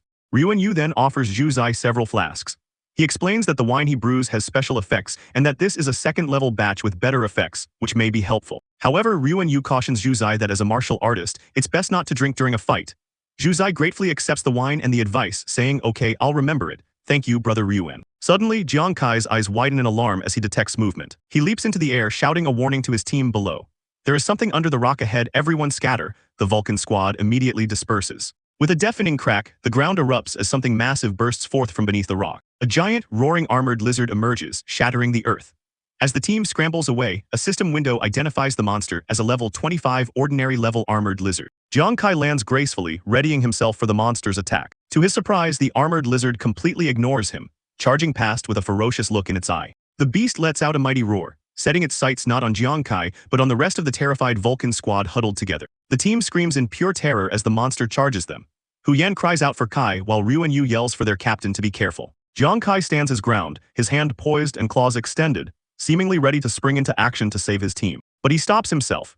This is the moment he was waiting for. He realizes that Zhu Zai's timidity is what holds back his talent, and facing this enemy head-on is the perfect opportunity for him to practice and overcome his fear. Kai quickly assesses the situation.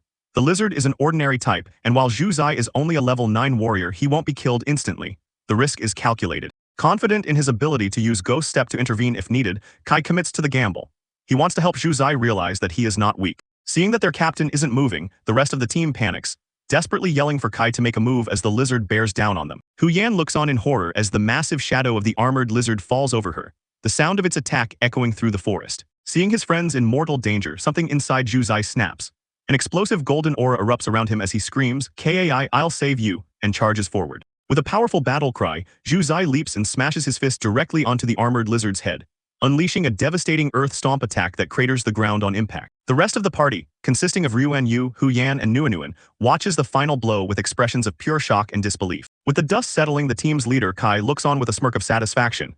He commends his teammate, "Well done, Zhuzi." The giant armored lizard lies motionless on the ground, defeated after the intense battle. The scene flashes back to a moment during the fight where Zhuzi cried out in terror as the monster counterattacked with terrifying speed, forcing him to call for help. Despite his fear, Zhuzi had managed to land a powerful blow, causing a huge explosion on the creature's body. From the sidelines, Kai had directed him, revealing that he had successfully penetrated the monster's weakest point, and urged Zhuzi to press on and finish the kill. Enraged and wounded, the armored lizard let out a threatening hiss, its eyes glowing with fury as it faced its attackers. Zhuzi's face was pale with fright, his teeth gritted as he trembled before the terrifying might of the monster. But channeling his courage, Zhuzi summoned his power, his sword crackling with energy. He brought his glowing blade down in a final, decisive strike that ended the creature's rampage. Returning to the present moment in the darkness after the battle, Kai's voice calls out, checking on his teammate.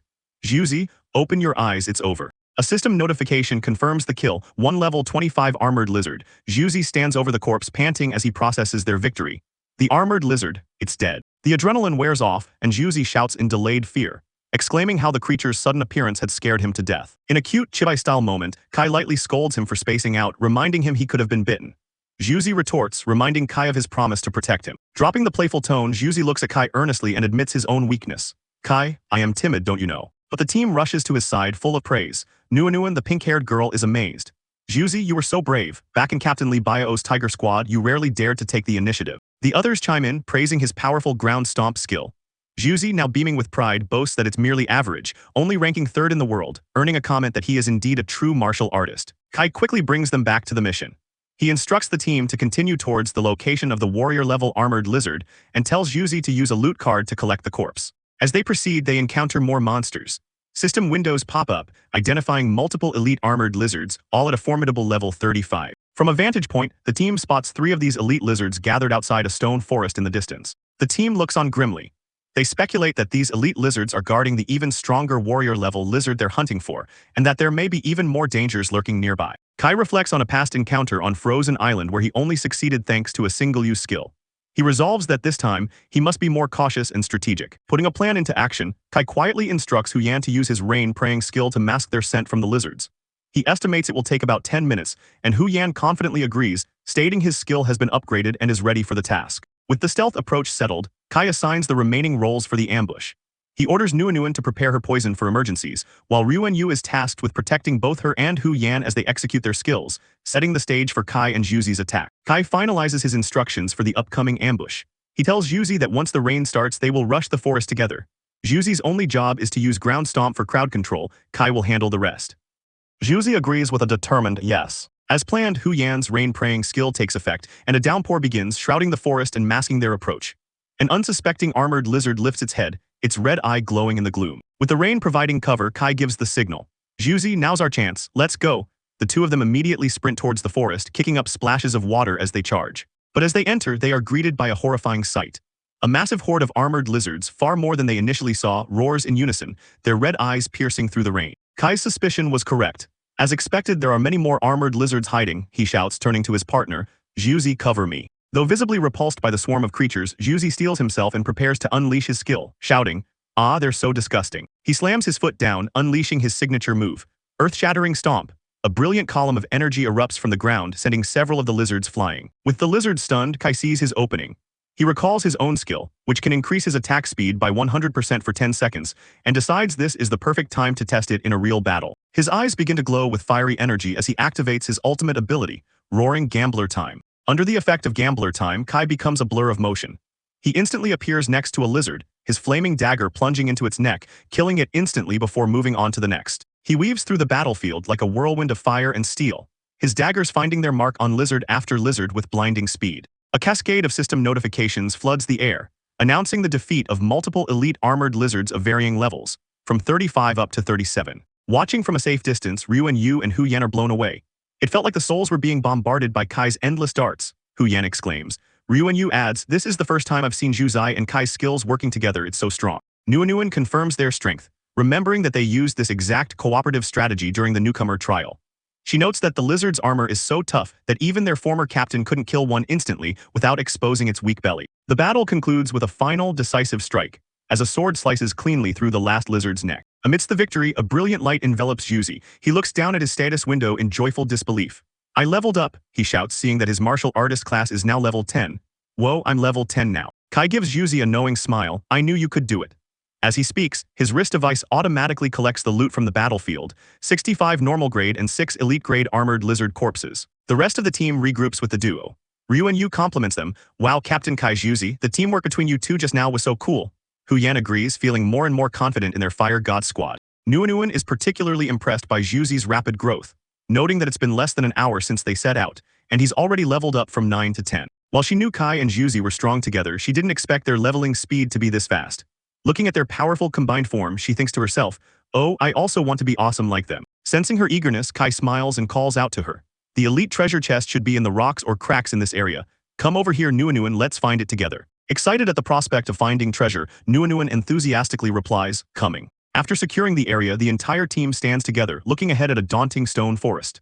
Kai states with certainty, "If nothing unexpected happens, the warrior-level armored lizard should be inside this stone forest." Juzi, ever considerate, turns to Kai with a concerned expression. "Kai, do you want to rest for a bit? You must have consumed a lot of energy just now." Kai acknowledges the toll of the last fight but reassures him. "I indeed used a lot of energy, but it's not to the point where I can't move." He adds grimly, "And there may be more than one entrance to this stone forest, and the noise we just made was quite loud." He elaborates on his urgency, stepping forward as he explains that if they delay, the warrior-level lizard inside might summon reinforcements from the other entrances to protect itself. With no time to waste, Kai rallies the group. "Hunting warrior-level beasts requires striking while the iron is hot. Let's go." The team follows him with determined expressions, ready for the final hunt. 10 minutes later, the team ventures deeper into the stone forest. The path is eerily silent, prompting Nuan to wonder aloud, "It's so quiet, is there really a warrior-level lizard here?" The oppressive silence puts Kai on edge. Finding it strange that he hasn't noticed any suspicious traces, he activates his special skill, his green eye glowing as he focuses his ghost eyes to scan the surroundings. Despite his enhanced vision, Kai is perplexed. His ghost eye can't see any presence of a warrior-level lizard. He starts to doubt his own judgment, wondering, did I estimate wrong? Just then Juzi shivers, an inexplicable chill running down his spine. "I don't know why, but I suddenly feel goosebumps all over," he mutters. Kai turns to him, asking what's wrong. Ryu and Yu playfully leans in and teases him. "Hee Juzi, I think you are too nervous," she says, poking fun at his constant state of alert. Unseen by the group, a massive, invisible force exhales, sending a gust of wind rustling through the trees as if the very mountain itself is breathing. Kai's eye widens in sudden realization. It's not Juzi's nerves. He understands the chilling truth. No, it's not that he's overly nervous, it's that there is something wrong with where they are standing. Panic grips him as he whirls around, shouting a desperate command to his unsuspecting teammates.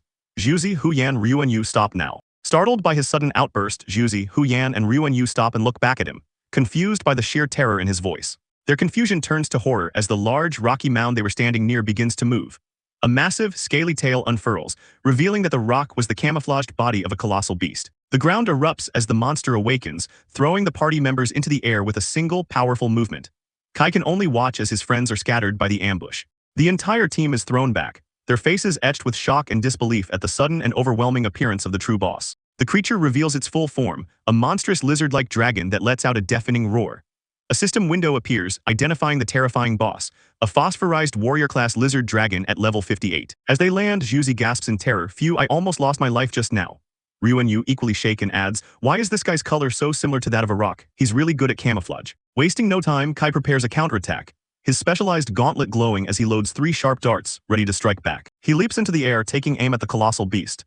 As he prepares to fire, he shouts to his teammate, "Nuan data." Though trembling with fear, Nuan reacts instantly, her finger tapping a holographic screen to pull up the vital information on their new enemy. The data panel flashes a dire warning. The level 58 monster is not just a warrior-class lizard, but a phosphorized mutant, also known as a white lizard dragon, weighing up to 2.4 tons. Juzi yells in shock, realizing the first warrior class they encounter is a far more dangerous mutant. Kai unleashes his 3 darts, which fly like guided missiles straight towards the lizard dragon's armored back. The darts strike the monster's thick hide. While they don't seem to penetrate deeply, 2 blue markers flash, indicating that he successfully landed 2 critical hits. Juzi cheers, shouting, "Great, we finally hit it." Ryuan-Yu agrees, equally excited, reasoning that if 1 critical hit causes considerable damage, 2 must be even better. Kai, however, maintains a grim expression. He knows that while mutant warrior-class monsters provide richer collections and better treasure, their strength is also far greater than that of ordinary monsters of the same class. A text box explains the sheer defensive power of their foe.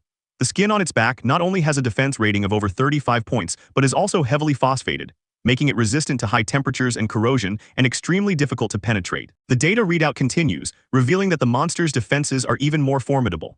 Not only its back, but its chest and abdomen are also covered in a phosphide protective film with a defense of around 20 points, granting it high temperature and corrosion resistance. The team reacts with collective horror.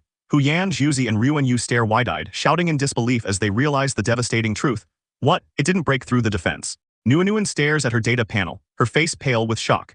She reports that previous data on normal warrior-class lizards of this size showed their spiritual power between 100-150 and agility between 150-170. But the stats displayed for this mutant are astronomically higher. Its strength is between 380 and 420, and its physique is a staggering 444-80. Before they can fully process the information, the lizard dragon roars and violently swipes at Kai, who is still in midair. A critical warning flashes across Kai's vision, a red alert repeatedly stating that the beast is rated extremely dangerous. The rest of the team can only watch in horror, screaming out warnings to their captain. "Kai, Captain Kai, watch out." The beast shakes its massive head, Kai's critical hits having done nothing more than annoy it as the darts fall harmlessly from its impenetrable hide. Kai is slammed into the mountainside but quickly recovers. "I'm fine, don't worry," he calls out, analyzing that the creature's armor is so tough that even a critical hit can't cause damage and is simply repelled. He reflects on his narrow escape, knowing he was fortunate to dodge in time.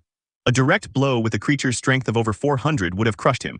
He credits an agility potion he found in the Fishman Lord's treasure haul for his survival. A new, risky plan forms in Kai's mind. His agility is high enough to attract the monster's attention without being instantly killed.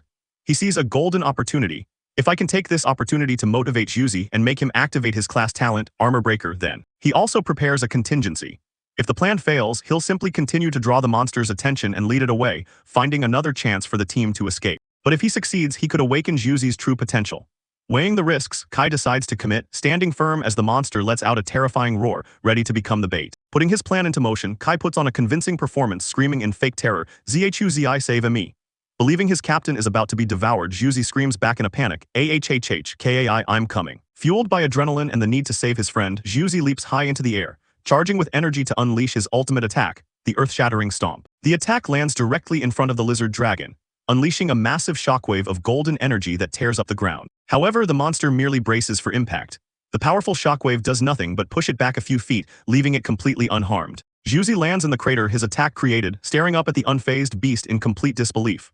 "Oh no, Kai," he stammers, "it doesn't seem to have any effect on it." Realizing his plan has backfired and put Juzi in immediate danger, Kai's expression turns to genuine fear as he screams, "Zhuzi, run." The lizard dragon now focuses on the closest threat.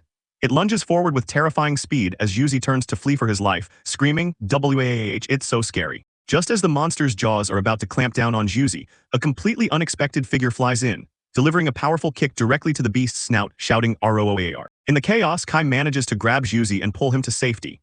He quickly decides on a new course of action. Now this warrior-class armored lizard will definitely be focused on me and Juzi. Let's lure it away first. As he drags his terrified friend away, Kai glances back, confused by the timely intervention. Who was that just now? The girls Nuanuen and Ryuenyu scream out the unbelievable truth.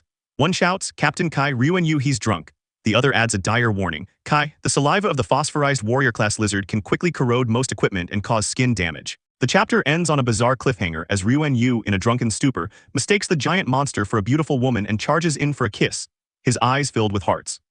Juzi and Kai can only stare in disbelief at the unfolding madness. Continuing from the last chapter, the party is hunting for monsters. Ryuenyu skillfully uses his ice shield to parry a vicious strike from a large armored lizard. The monster is relentless, immediately following up with a ground-shattering lunge. Ryuenyu is forced to retreat, narrowly dodging the attack. Instead of backing down, Ryuenyu slams his fist on the ground, preparing a counterattack with a determined look on his face. Suddenly, Ryuenyu's demeanor changes. He takes a swig from his bottle and with a blush on his face, correctly identifies the creature as a phosphorized lizard. From a distance, the team leader Jiang Kai watches in disbelief. He's shocked because usually when Ryuenyu drinks, he starts seeing monsters as beautiful women. He wonders why it's not happening this time. His companion, Hu Yanni, explains with equal surprise. She reveals that Ryuenyu drank a newly brewed second-grade wine, and she's amazed that it seems to have eliminated his usual drunken state of distorted aesthetics. But the relief is short-lived. A manic grin spreads across Ryuenyu's face as the wine's true effect kicks in. He declares that, as a male armored lizard himself, he's finally found a worthy female mate. His eyes sparkle with deluded love as he points at the giant monster. He tearfully thanks the heavens for answering his prayers, declaring he's finally found the one among all the lizards. The phosphorized lizard can only stare back, utterly bewildered by the tiny, love-struck creature in front of it. Completely overwhelmed by his newfound love, Ryuenyu is surrounded by hearts and steam, shouting, "Ah, my dear, let's not waste this beautiful moment." Watching from the sidelines, a pink-haired girl Su Nuanuen is mortified. She can't believe that Ryuenyu now thinks he himself is an armored lizard. Blinded by love, Ryuenyu charges headfirst towards the monster, yelling, "Ah, my lover," as it unleashes a powerful fire blast at him. He crazily dodges the attacks, getting more excited by the struggle. "Come on, the more you struggle, the more excited I get. Tonight is our wedding night," he screams as the monster continues its barrage. Jiang Kai realizes the situation is dire. Ryuenyu is too hard to control while drunk, and they're losing their chance to kill the lizard while also trying to protect their crazed teammate. Ryuenyu continues his romantic proclamations, now wanting to warm his wife's broken heart with his strong chest. Jiang Kai grits his teeth. With Ryuenyu now unconscious, they can't fight the lizard and control him simultaneously. He yells for Juzi, telling him they need his armor-breaking talent to get them out of this predicament. A muscular man, Yuanzhu, also known as Juzi, appears, ready for battle while Jiang Kai draws the monster's attention. Watching the chaotic bravery of Ryuenyu, Juzi is in complete awe. So this is what is called having no fear, he asks, calling his teammate a divine being. Later, Ryuenyu smugly claims he wasn't scared at all. The amazed Juzi eagerly asks his brother Ryuen to teach him his secret to fearlessness. Jiang Kai reveals the secret to Juzi, presenting a holographic image of a mug of beer, implying that drinking is the source of Ryuenyu's bravery. Eager to learn, Juzi accepts the lesson. "Okay, here I come, Kai," he says, chugging the drink while thanking Ryuenyu for the demonstration. Immediately after drinking, a system window appears in front of the now blushing and love-struck Juzi. He has obtained the cognitive confusion status. A system warning flashes, indicating that he is now in a state of serious confusion. Just as the system warning flashes, the monster roars and launches another devastating attack, sending Ryuenyu flying and the bottle of special wine hurtling through the air. Jiang Kai, Hu Yanni, and Su Nuanuen can only look on in horror, screaming Ryuenyu's name as he is thrown back, seemingly defeated and in mortal danger once again. The bottle of potent alcohol smashes on the ground, its magic now flowing through a new host. With his eyes glowing with drunken power, Yuanzhu roars, now fully under the influence of the cognitive confusion. "I, Yuanzhu, am the strongest warrior in the world," he declares. Filled with this newfound, albeit fake, confidence, he fearlessly charges the massive phosphorized lizard, unleashing a powerful, glowing sword strike. Jiang Kai watches, a look of dawning realization on his face. Did Juzai drink Ryuenyu's alcohol and achieved armor-breaking attack? He understands now that the drink unlocks their hidden potential. The mechanics of the power-up are revealed. Juzi's cognition was confused after drinking, which pushed his self-confidence to an unprecedented height. This blind confidence, in turn, activated his professional talent, giving his attacks an armor-breaking effect. The narrator explains that just like previous boss monsters, their party couldn't break the lizard's armor. But now, with his eyes crackling with energy, Yuanzhu, the self-proclaimed world's strongest warrior, is ready to shatter that defense. However, even with his newfound power, the lizard is overwhelmingly strong. Juzi is hit by a massive wave of energy from the monster's tail. The impact sends him flying and he coughs up blood.